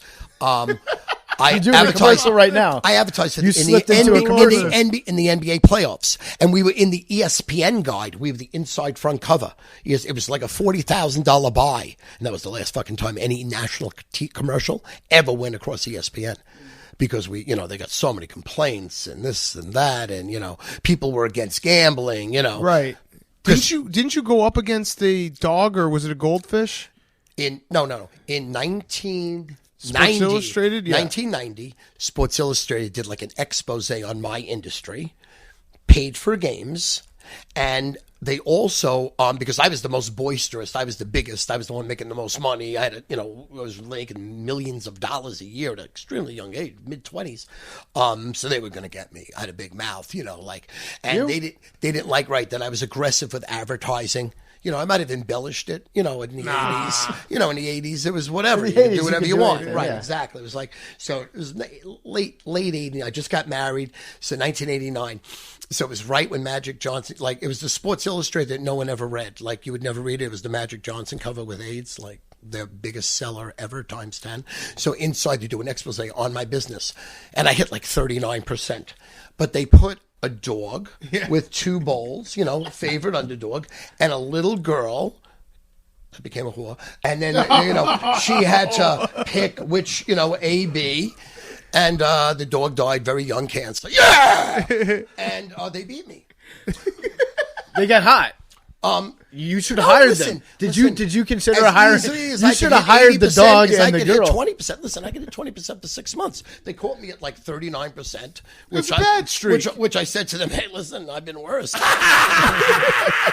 You have been worse. Of course. You remember when you started this NFL season on Sports Advisor? It was like 0-8 on Best Bets. 0-8, yeah. Until I hit that 3-team parlay. Incredible. What's the? That was the pull out of my career. Yeah, that was actually. It was very strong, right? Yeah. What's the hottest that you've ever been? What's the hottest streak Stu Fighter's ever been on? Shit, listen, when I reinvented myself in 2015-16, when I just started, when I was on Pardon My Take with you, and I posted my games 6 months before on the internet for free, giving free picks, I was 59% for 7 months. But you admit, you could never figure out gambling. No one can. Right. Gambling is for the rich. Correct. To have fun, totally enjoy it, totally love it, and lose your money. Right. Gambling and winning were never together. The country, the world sold the big lie that gambling, you have an opportunity to win, which you have none. No, none. Well, and the day remember the first time I was on Pardon My Take, you said, how many games should I bet a week? I said, one. And you almost died. And that was when I was winning for you guys. Remember, I was hot. You were betting my games. Yeah, and that was Butler when you happened. Remember Butler? No, but that was 2 years later. Yeah, but Butler was No, bad. I don't think Butler was that big. I just wanted to get Dave's Butler attention because he didn't acknowledge that I was. No, I you won texted 4 all of months us. in a row. Then You randomly texted I said, all of us. Let me Game loan of a Butler. lifetime. I loved it. Remember the Tampa Bay Bucks versus the New Orleans Saints on Sunday Night Football? Yes, you but said put your life on the line. remember the Bucks over the Chiefs in the Super No, Bowl. but you said Super Bowl. You said if there's one game I'll give you for my entire life, it's the Tampa Bay Bucks. They lost 40-7. Can we honestly say something? When I give out a game, it doesn't matter if it's a Monday, Tuesday, Wednesday, Thursday, Friday. It doesn't matter if it's Super Bowl or just one game on the card. I lung it. I'm all in for that game. This is just like Did you say I lung it? completely out Lung of it, nowhere. L-U-N-G. You put your lungs on the line. It's a lung move. Most recent text I have from Stu was Monday's Islanders Lightning game. He said Islanders plus 160. I think they lost 8-0. Did you get? Wait, what were the games Wait, before that? I gave you winners. Did you Let's get see. mad? Wait, I gave you a 4-1. Did you get mad when I tweeted Yeah, out you your did. picks? You did. Whoa. So why selectively embarrass me on my own podcast? It's just I'm on once every 4 years, and you're looking to humiliate me, Sure, did PFT. you get mad when You I- know something? People think that you're the nasty one, but he is. I gave you a 4. Didn't I give you the Padre bet You on did, that? but you know, I did, and I went 4-1. You know what I'm really bitter about? Yes. The fact that I seem to be getting only like 25% of your picks. No, Well, you I got to stopped. confirm. No, I have to confirm. I stopped giving them to everyone. Yeah, why'd you stop giving I don't them to know me? because no one was listening to him, Well, and and I also- got on yeah. a losing streak, and then they pissed on me, and then they weren't around for the winners. And Were you mad at me when I tweeted No, out? never, no. That was. I waited till the games No, were over. listen, I'm never mad at It just anything happened you to go- do. Listen, you could take a shit on my face on YouTube. All right, I'm not gonna do Besides that. touching my wife, you can do anything you want. It was bad because I didn't mean to. It didn't was- matter. It was about how funny it was. I did good. because- Listen, I did good off of that because people then started following me, and then I got hot at the right time, and then they saw me win for like 6 days running. They paid me off of you putting out my losers, got their attention. A lot of losers. Listen, I'm going to lose 6 out of every 10 days. 4 out of every 10 days. Best I'm going to do is 60%. So that means I'm going to lose 4 out of every 10 days. You catch me in those 4 days, I lost. Do you remember the best day of gambling that you've ever had? This prior Super Bowl was amazing. I caught Gronkowski, first score. I caught, Tampa Bay, the under a parlay. I had the running back as the MVP, which was right there the whole game. Great action. That was a big day. It was my birthday, weekend. That's that right. weekend. Yeah, it was big. That was your very, birthday very week. big. What's Yeah, your, I did good. what's your birthday 31st? again? January 31st, January right? 31st, yes. Stu and I have the same birthday. Yes, birthday we week. look alike. I mean, This people was the make fun of text. me, UPFT all the time. This was the text Stu sent me talking about his dad. They got all the cancer, insane, great results, exact opposite of what he prepared me for and thought woohoo. And I wasn't even able to respond. I responded maybe 10 seconds later saying, so happy for you and your family. Before I could respond, you said, NBA 25K best bet on Nets minus 3.5, 10K best bet on Raptors minus 2, Diamondbacks plus, and all of them, it went like 0-6. But that's what I love about you. Keep shooting. Yeah, listen, I'm not afraid of an O. Listen, I could lose 20 days in a row. I'm still better than anybody. I gotta If you find put the- my the record up Bucks 365 days a year, I'm better than anybody. What was the score of that Bucks Saints Sunday night game? Oh shit! It was Like 34-0. yeah, at it was half. it was insane. The loser? Yeah, that was a bad That was an game. all-white Saints game too, right? They were wearing Yeah. those uniforms. That was the last Saints shining moment. And Drew That Brees was. of his career, matter of fact. Yes, was, that yeah. was the last. Looking back What on was it it? now.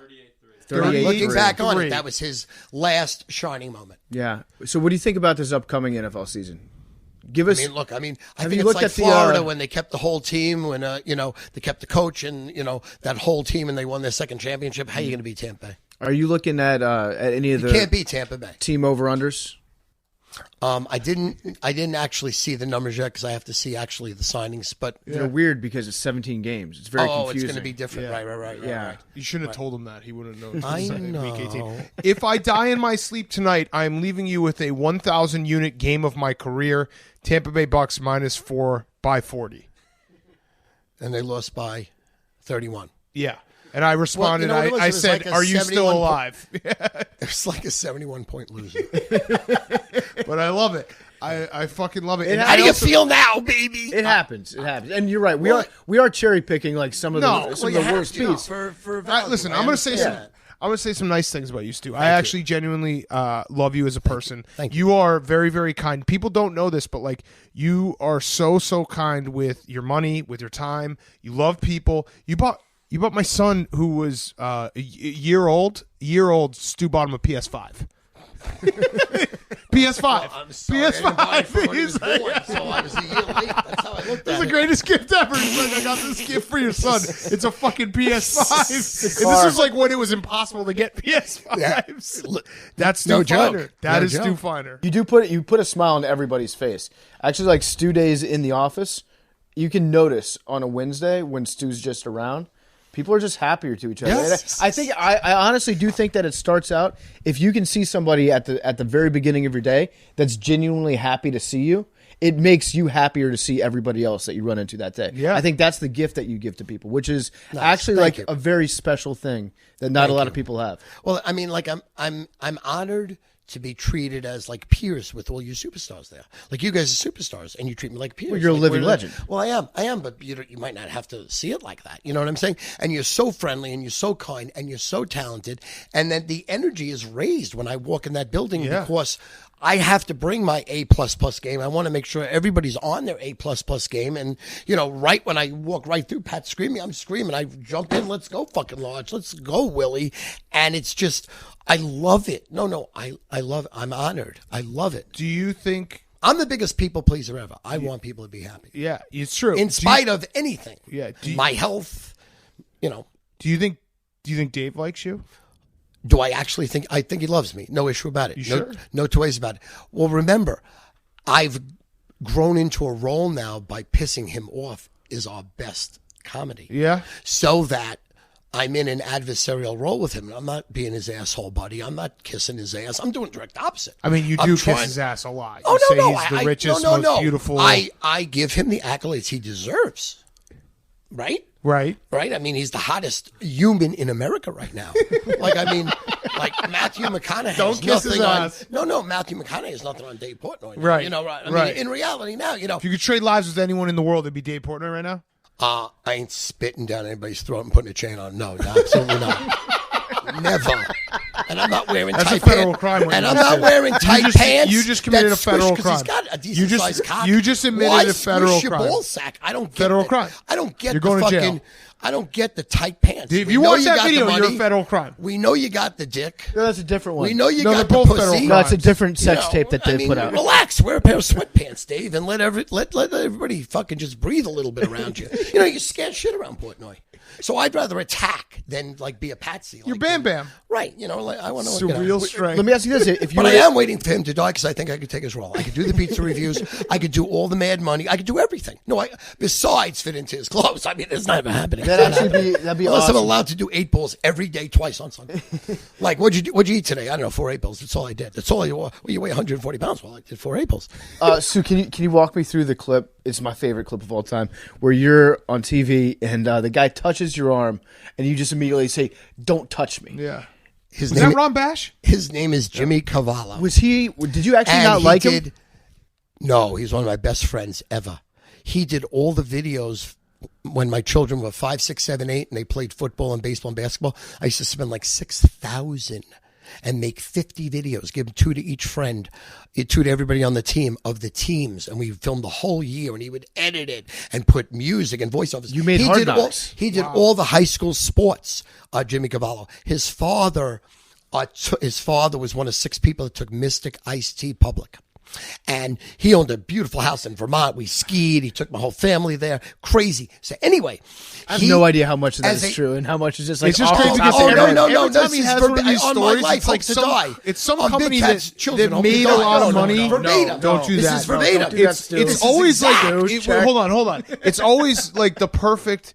Like, it's a company that made a lot of money, but like, how would anyone know the 5th guy at Mystic Iced Tea? He's the vice president of finance for Mondo. What would be my point? Sport That's Coolers. not a dick drop. What I just said. It's a basic story. Why are you guys so sensitive? I just love the You're details. ruining, you're ruining the vibe. I'm You're sorry. ruining the podcast. I'm sorry. Okay, get Are on the we? fucking program. So anyway, All right, Stu, So this is your he podcast. does a part-time gig with me, being the host of Sports Advisors, and we did a show right afterwards where I sold a show for like, I was making $20,000 a week just selling the show, me doing the show with 3 guys on it, and he was also on that show. So just out of the blue, he touched my hand, and it just came to me. It was not premeditated. It just went. It was beautiful. It's my favorite. And you do hate Ron Bash, right? No, I love him, but I shred him in public. I'm pretty sure you hate him. No, I shred him in public. I So love we're him. in public right now. I hate him. He's the worst. No, he really isn't. But he was a pompous ass. Very smart, an excellent basketball coach, but he took 2 Division III teams to the Final Four. Yep. But his ad was, I took 2 teams to the Final Four. Sounds like it was like Division I. Right. So people hated him for that. Jeremy Schaap came to where we filmed the show once with a whole crew to expose him. And Ron Bash got in a limo in the back and spun out. So I came out and I said, Jeremy, you want to interview me? They're like, no. Oh, man. Do you have any real life beef with anybody? In reality? Yeah, like who's God. You got a problem with God? Yeah, listen, truth be told, as God is my witness, I walk out the street, all people want to do is take my picture, tell me they love me, tell me I help them with their sex life, tell me their spouse loves me and wants to fuck me, and all my friends are like, we've all been rooting for you your whole life, Stu, you know, so there's only love. God's a scumbag. Why did he make me 5'4 3/4"? No, truth be told. If I was 2 inches short, I'd be perfectly round. Do you think that's funny? That's not funny. No, it's funny. I would rather be perfectly. So what's the key? I had a 6-inch dick in 4th grade. I was doing porn. I still have a 6-inch dick. That's not fair. So I have a beef with God. Yeah, That's pretty good, though. Or in what? A I'm quarter? 5'4 3/4". 3/4. Those 3/4 matter, though. Yes, they do. Yeah, you got to She count said them. it did. Have you lost any weight? I mean, height? You got to No. be like, you're getting No. older. No. You sure? No, every time. I get on the scale every time. I No, measure height. myself. Height. No, I measure myself. I'm very sensitive. I'm a hobbit. It's not funny. Are you going to get back in shape? Yeah, I'm running the marathon October 11th, the Boston Marathon, and I'm 2 months behind on training, and 20 pounds overweight what I should weigh right now. So it's going to be a daunting task, but I'm superhuman. I'm going. Listen, in 7th grade, 1974, Long Island, it was Jesse Owens, Jim Brown, Stu Feiner. I mean, that's how it went down. We've had And not really in that order. Two podcast Not really in guests. that order. We've had 2 podcast guests say that they're superhuman. Jose Canseco and Stu Feiner, and I believe you so much more than Jose Canseco. You are superhuman. Listen, he was superhuman. I watched him hit homers. They were fucking jokes. I mean, it was scary. And then just because Billy showed that he's over the hill doesn't No, negate. Billy kicked his ass. No, doesn't negate that Jose Canseco was a legend. No, Billy Billy destroyed a kicked legend. Yeah. Listen, I don't care that he got hurt. Jose Canseco, before that fight, you see him, I was scared. Like I knew Billy would win, but I was still scared. Were you scared that you could get caught with a shot?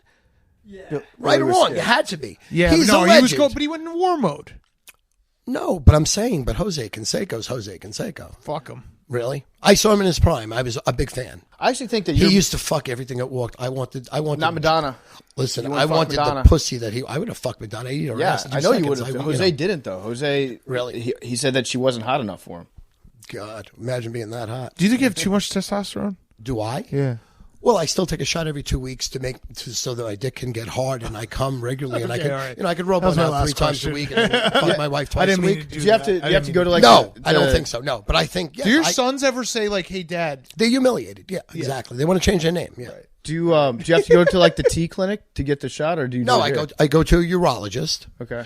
Nurse walks in and says, "Hi, Stu," and then they thank me. They say, "Thank you for your penis." I'm like, "Thank you." Thank God. I feel like your days are just filled with just appointments. Really? Yeah. Like doctors? Yeah, just what like, oh, I got to go here and do. You have a great life though. Like I'm not saying it's a bad. Fabulous. And then you just get the food, and no matter what, it's a 10 out of 10. You just were at the hospital with your father yesterday, and you were saying that the hospital food was the greatest meal you've ever had in your life. It is. Well, you don't appreciate life until you have an amazing life, and then you fall off a cliff, and you really got to struggle for a decade on the balls of your ass, beg, borrowing, stealing, humiliating yourself, shaming yourself, being friends with people you would never even talk to, having to be in circumstances that when you pop out of it, my God, you never look back. I love that. Every second of every day is beautiful. 'Cause, Yeah. You know what I'm saying? Yeah, no, you went off, If all yeah. you know is good, big deal. Yeah. What You would you got to crash. Yeah. what would your neighbors say about living next to you? Do you think they Well, my like you? two neighbors here, I graduated high school with the wife, me and Sandy. So she's known me forever. She knows what to yes. expect. On the other side, they're moving next week. Matter of fact, their daughter's getting married this Saturday.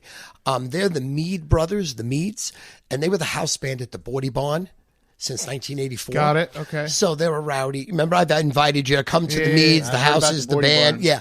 So they're partiers. So wait, are you nervous about who moves in? No, he's like 70 years old, and he's already been. They Googled me, and he thought I was funny. He's looking forward to meeting me. Oof. Yeah. I don't know. Yeah. So I mean, 8:15, where I'm screaming, "Let's fuck, eat ass, let clit."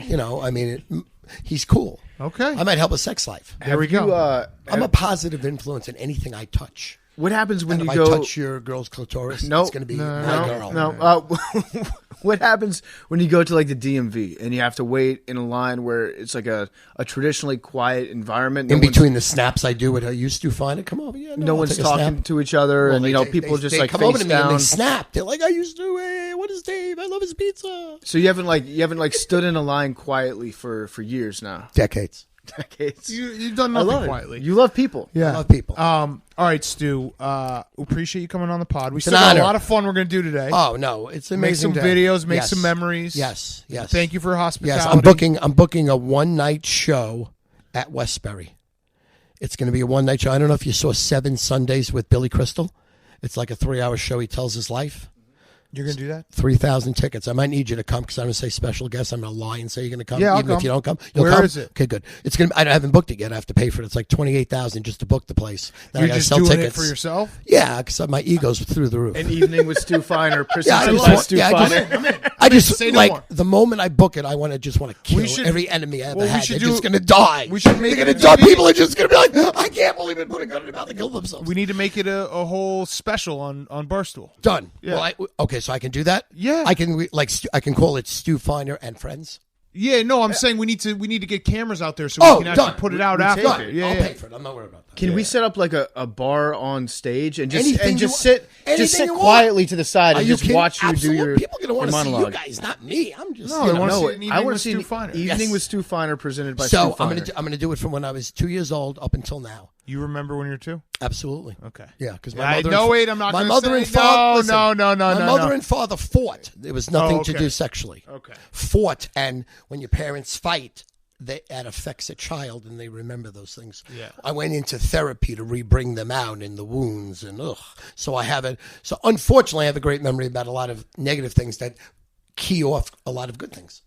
All right. Beautiful. All right, well, Can't Stu, wait. thank you. We love you and appreciate you. I love you. Thank you. God bless you. May God be with you. Okay, we're going to wrap up the show with Hot Seat Cool Throne because we didn't have a show on Monday. Hot Seat Cool Throne is brought to you by our friends at Coors Light. Do you ever feel like summer just flies by? What do you do when you need a moment to chill this summer? Well, how about crack open an ice cold Coors Light because it is the official beer of slowing down summer. I've always thought July 4th is like the time warp of summer. Once you hit July 4th, summer goes by in a blink of an eye. You just like look up and you're like, what the fuck? How is it late August? Well, guess what? When you have a Coors Light, you can just capture those moments of summer, savor summer, and make sure that you slow down summer with your Coors Light. It always feels like the shortest season, but we need to make the most of it, and that's why we have the beer literally made to chill. It's mountain cold refreshment made to chill. So crack open an ice cold Coors Light. Coors Light is cold lagered, cold filtered, and cold packaged. It's the coldest beer out there, and those mountains turn blue, and it feels like the whole world is just right. So tweet us your mountains when they turn blue. We will retweet them because we are drinking Coors Light all summer long with Coors Light, the official slowing down summer beer of slowing down summer. So check it out. Coors Light is official beer of slowing down summer because as the beer that's made to chill, we want to savor every second of summer. Get Coors Light in the new look delivered straight to your door with Drizzly or Instacart by going to CoorsLight.com/take. CoorsLight.com/take. Celebrate responsibly. Coors Brewing Company, Golden, Colorado. It is the best beer ever. It is the best beer ever. So tweet us your Coors Light. We love Coors Light. Oh yeah, Jake's wearing a Coors shirt. That's going the extra mile. Jake's a Coors man. We're all Coors man. So Coors Light. Tweet us those mountains when they turn blue. I was sitting at a pool this weekend, and when the mountains turn blue and you crack it open at a pool, oh my God, greatest feeling in the world. So crack open your Coors Light, send us your blue mountains, and drink Coors Light all summer long. All right, Hot Seat Cool Throne, and then we're going to finish with Guys on Chicks. Are you boys ready to go? And Jake and Youngstown Bob will be here on Friday as well. PFT will be back in studio. We'll all be here. We'll watch Game 2. So it's a week-long thing. Maybe we'll sign them to a 10-day contract and be like, Liam and Hank. Actually, no, Hank will be like, fine, I won't come back. I'm fine. So maybe we won't now that I'm thinking about it. What's a two-way contract? Let's do that. Yeah, like the G League. Yeah, we can call them up and down whenever we want. Yep. I'm in. All right, perfect. That was it. But the thing I love about Young Sound Bob, he's a great negotiator. Oh, yeah. All right, Jake, hot seat, cool throne. All right, I got two, actually. First one, announcers calling Royals-Reds games and giving emotional monologues. Yes. Mm-hmm.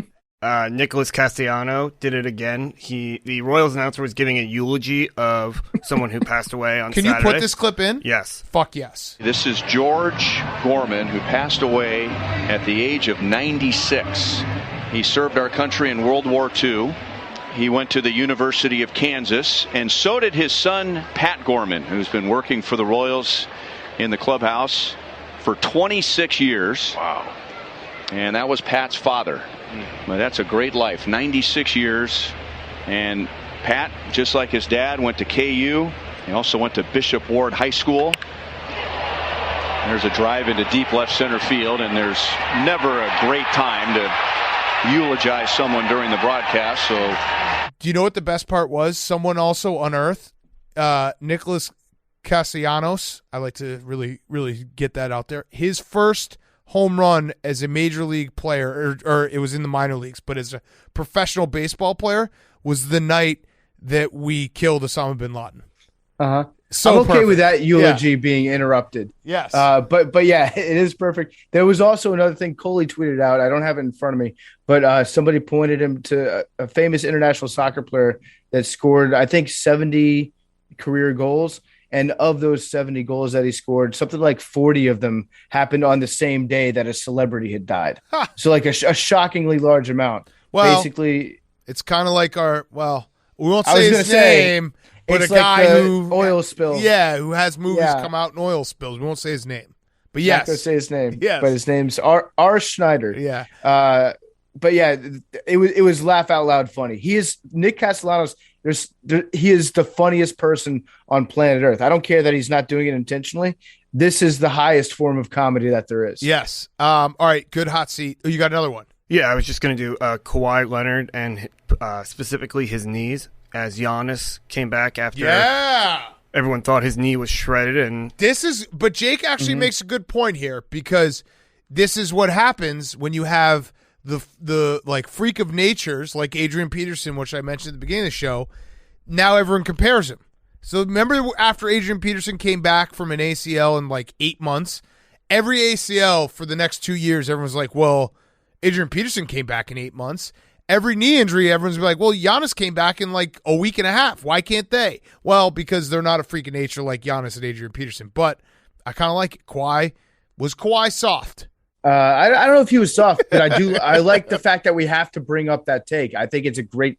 I don't necessarily agree with it, but I love the fact that we're having the discussion. Yeah, and I do remember when Greg Kittle injured his knee. I think it was 2 years ago, and they were like, "Yeah, this is a 6-week injury." He was like, "I'm going to be back in 2," and everybody was like, "Okay, Greg." And then, sure enough, like by the powers of the common person's body, he came back in like 4 weeks, which is freakishly fast. But he was like disappointed that he wasn't able to just simply will away his ruptured MCL. It doesn't always work like that, it turns out. Yeah, and it takes are like a game of Uno, where now we have the take of Giannis. Like if you say, well, Kawhi's hurt, here's my card, we'll just throw down Giannis. Giannis came back, and boom, now you're fucked. Now you got to draw 5, 4. Whatever it is in Uno. I haven't played Uno in a long time. All right, Cool Throne. Cool Throne, sports writers and headline writers covering the Olympics, because Bruce Springsteen's daughter, Jessica, was named to the equestrian team for the Olympics, U.S. team.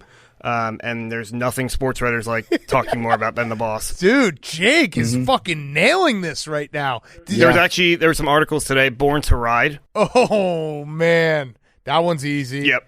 Oh, fuck. I'm sure there'll be plenty more throughout the next month. Damn. Did you have this BFT as your hot seat? I had it as my hot seat. Yeah. And you're absolutely correct. Like sports writers, this is a dream assignment for them, because first of all, they get to go to the horse event, and then that's, they can just chill out in the stands and fall asleep and nobody will ever catch them there. Unlimited Diet Cokes at the track. And then they also get to talk about Bruce Springsteen and work in so many different lines from his songs. So I was reading this too, but the thought occurred to me, like, why are we giving the people who ride on the horses medals? Like, shouldn't these medals go to the horses. Yeah. Like the equestrian events, like you happen to be on the back of a horse that can jump super high. How come the horse doesn't get that medal? Well, they should at least give him a medal in like hay or carrots or something. I assume they give him something extra, right? Who knows? I would just like to see them get the accolades for it, like they do in horse racing. Like the jockeys, yeah, they're mentioned after the fact, but I need a podium with horses on it. I need to see which horses turn away from the flag when the national anthem's playing for their country. I need more horse-centric content at the Olympics. I agree. I totally agree. All right, Youngstown Bob, your hot seat cool throne. All right, my hot seat is Barstool employees taking the week off during our week off. Wait, this is... Oh, okay, go ahead. Because Dave was just on the live stream just reaming everyone out for going on vacation on the week that we have a vacation. Yes, it was very funny. But yeah, it is like the office is closed, but we were here watching the game, and he just roasted everyone. And I don't know. It's always funny when Dave, some people got it bad. Yeah, some people got it bad, but also I've always just thought that like if Dave mentions you, that means that he likes you in a weird way. If he doesn't even know who you are, that's when you're in trouble. If it's it was a test this entire time. We're going to give you a week off and see who actually takes it. And the ones that take it, they don't deserve to be here in the first place. That's not so. I know. It did. People are probably like, "What the fuck?" We could take a vacation. The Game 1 stream came together very last minute because we have a meeting tomorrow, and it was like, I was like, "Yeah, I'm going to be doing PMTs." Like, all right, well, Overs Club, I'll come in. And yeah, but it really sucks if you're Marty Mush came all the way from New Jersey. I don't know if you saw that PFT. He watched the first half, and then he got in an Uber and showed up at the second half and being like, "Hey, I didn't know you guys were going to be here. It was very well played." That's awesome. Good for Marty. All right, your cool throne, Bob? All right, I have two of them. I have the Overs Club, now 3-3. Yep. I hit today. Yep, Barstool Sportsbook. Yep. And I also have, I think the local TV commercials are going to be great in the future because I think all these local athletes, like D1 athletes, there's going to be some like cringy, funny, comical commercials. Yes, that's I think those are going to be coming back. We need to make some. We need to make some for them. But yes, that absolutely like the entire offensive line of Notre Dame doing like a South Bend Ford dealership. That would be very funny. Like there will be that where guys are just cashing a check. I didn't even think about that, but I like that, Bob. PFT, you like that? Oh, I love that. I love that idea a lot. We should do that with Alex O'Connell. With like hey, I'm AOC here for the car stick store, and we'll just like do a pop-up shop of car sticks and have him advertise that for us. Yes, but yeah, the local businesses in general, not just like car dealerships, but like mom and pop restaurants. You know what they should? It should be like an entire offensive line at whatever the local buffet is, and just have them like in front of a mess of tables and just like the fattest guys that you can find on the team just go into town on some burgers. That's always one of the best events of the year is the Outback Bowl when they do like the meat eating contest between the two teams. It's like this team ate 900 pounds of meat and this team ate 950. And that's who you bet on. I'm also interested to see how Nick Saban handles like players doing ads for various businesses in the local towns. So like, I don't know, like you can't obviously do business with a gambling company, or there were a couple others like adult entertainment, alcohol, tobacco, or some, but you know that there's some places that Nick and Miss Terry don't like to go. Maybe they haven't gotten great service there in the past. And if he finds out that one of his players is going to a place that he personally left a 1-star Yelp review on, he might get mad at that player for endorsing it. Yeah. Yeah. It will be. I'm excited to see how all the NIL breaks out. I've also thrown out the offer that if there are any potential 5-star recruits, basketball or football, that want to attend the University of Wisconsin, I will buy all their shirts. So that's just out there. Okay, so I'm just gonna throw that out there. Let it land wherever it does. Your hot seat, cool throw on PFT. Well, you had your hot seat, yeah. My hot seat was going to be nepotism because Jessica Springsteen qualified on her own without her daddy's help for the equestrian events in the Olympics. My second facet of the nepotism was going to be that the Washington football team report was issued on Friday. And because Tanya Snyder has taken command of the team from her husband, Dan, so it happens to be her husband, Dan Snyder. There will be no significant punishments levied towards the team in terms of draft picks. And I love the fact that, did you see that it was, first of all, you can set your watch to it from the NFL standpoint, that there will be a news dump that comes out either the Thursday or Friday in the afternoon before the 4th of July long holiday weekend. It's every year. They time whatever their worst study is or their worst report is, it's going to come out on that day. They're geniuses when it comes to scheduling that up. But they also didn't actually issue a report. It was an oral report that was given. Oh, so it's like Snapchat the report. There's no record of the report ever happening. It was just somebody told Roger Goodell what the report found. And then Goodell was like, okay, here's my punishment. No paper trail. And honestly, I think it might be the smartest thing that Roger Goodell has ever done. He's like, why are we writing things down and uploading them into a cloud? I don't have to do that. There's no Freedom of Information Act when it comes to the NFL. Just tell me the bad stuff that happened. Then I'll make my draconian punishment. So in this case, he knew that, it's impossible to screenshot an oral report and then, tweet it out and get 5,000 retweets on it. So Goodell, another tip of the cap to you, the PR master. You handled this one in a way that really you probably should have been handling everything in the past. Yeah. Chess, not checkers. Your cool throne. My cool throne is Baker Mayfield contract debates.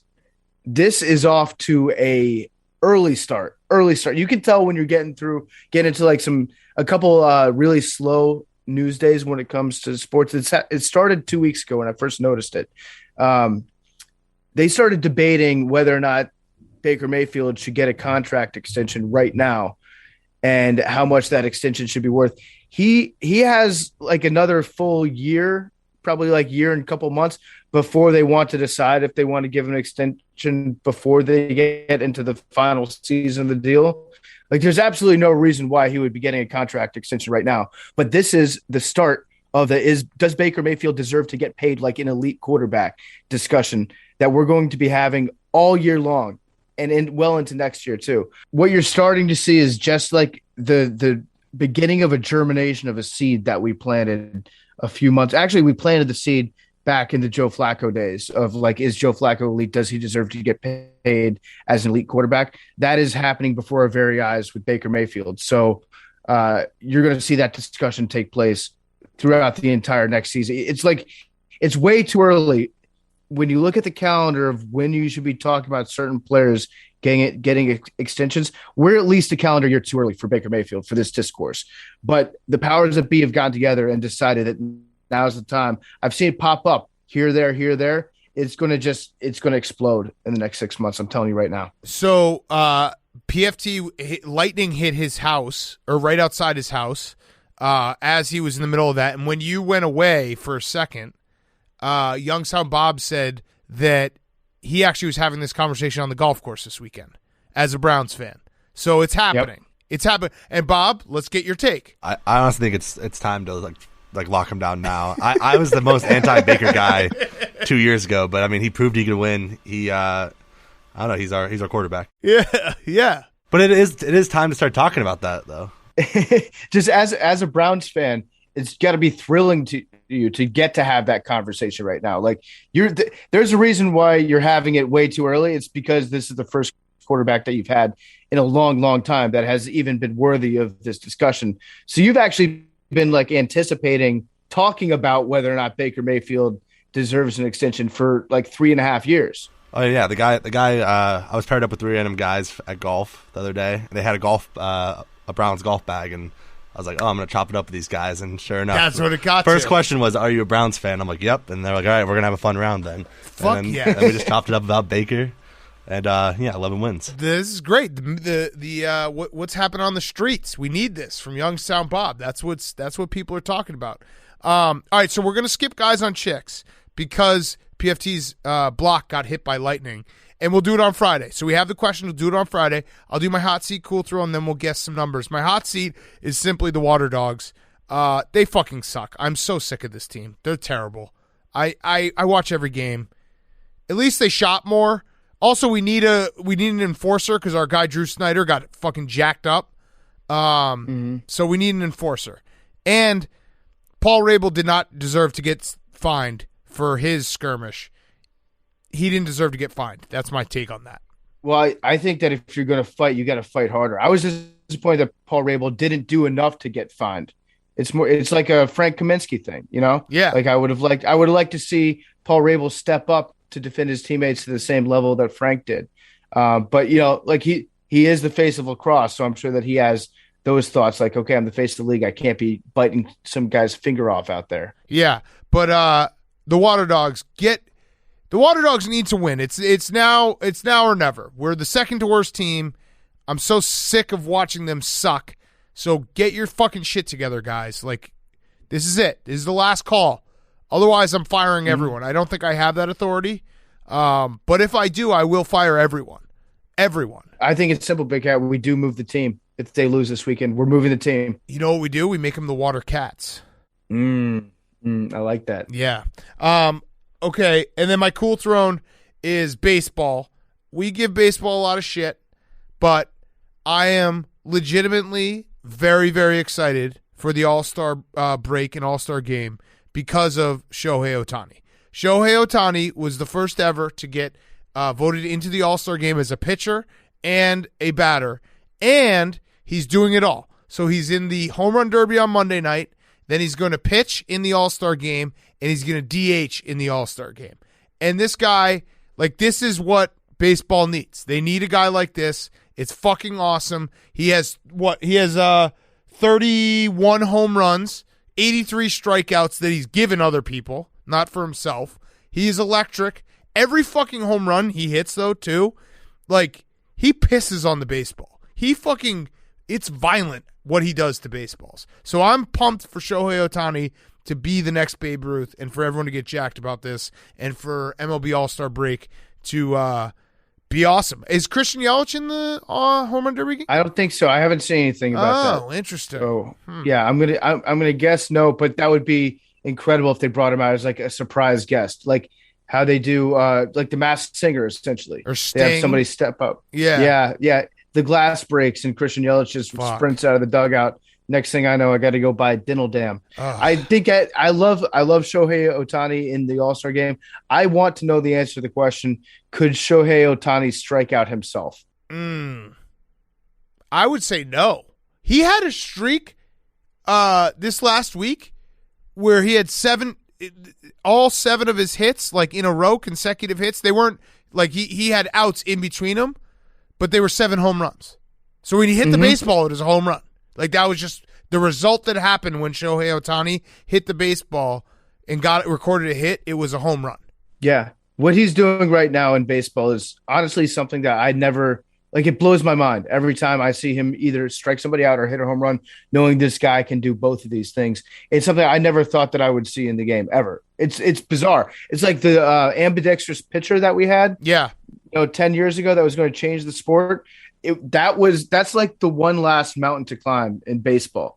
Now that we have a pitcher that is maybe the best pitcher or one of the top, handful of guys pitching in the game and the best hitter in the game, the last mountain really is to have the ambidextrous pitcher that can throw 100 on the black with either hand. But besides that, it's like it's incredible shit that he's doing. It really is. So I'm excited. Good job, baseball. I mean, you didn't do anything, but good job, baseball.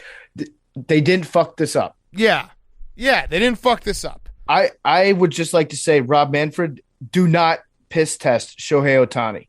Whatever you do, I don't care what he's on right now. The only way you could fuck this up is if you stuck a little test strip into a stream of urine and then you were just a big bummer for America. We're doing okay as a country right now, okay? Don't harsh everyone's mellow. We're trying to come together. Just let us have some fun with Shohei Ohtani. Agreed. Or the sticky stuff. If he wants to use sticky stuff, let him use sticky stuff. Fuck that. Yeah, no discipline on Shohei Ohtani. Yeah. All right, let's do numbers. So Friday, I think we have the return of our good friend Ryan Russillo. So that will be fun. We'll talk some NBA Finals with him. PFT will be back. We'll do Guys on Chicks and Firefest then. We'll be taping after the game, so we'll have a recap there. But yeah, good show, boys. Good job, Jake. Good job, Bob. Love having you boys here. Oh, yeah. Oh, yeah. Yeah. You guys are now on a 2-way contract, which Bob signed almost immediately. All right, numbers. Guess them, Jake. Now, if one of you gets this, I think you get promoted. I think you get promoted, and we relegate Billy. So agreed. PFT, your number? 8. And yeah, we should relegate Billy. Billy has to produce Jake's podcast. Yeah, yes. It's called The Big Man on Camp. Barstool Benchmark. Barstool Benchmark. Yes. Got it. I got it confused. Uh-huh. All right, number, Jake? 25. Bob? 10. All right, 99 for me. 8. 8, 8.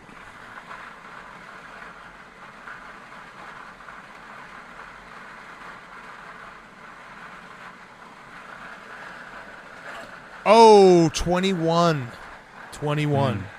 All right. We'll see everyone on Friday. Just a little time check. It's 1 a.m. And we do technically have this entire week off, but we're here. Mm-hmm. And I'm doing this show in a power outage. I got hit by lightning, and we finished the show. That's hockey tough, baby. Love you guys.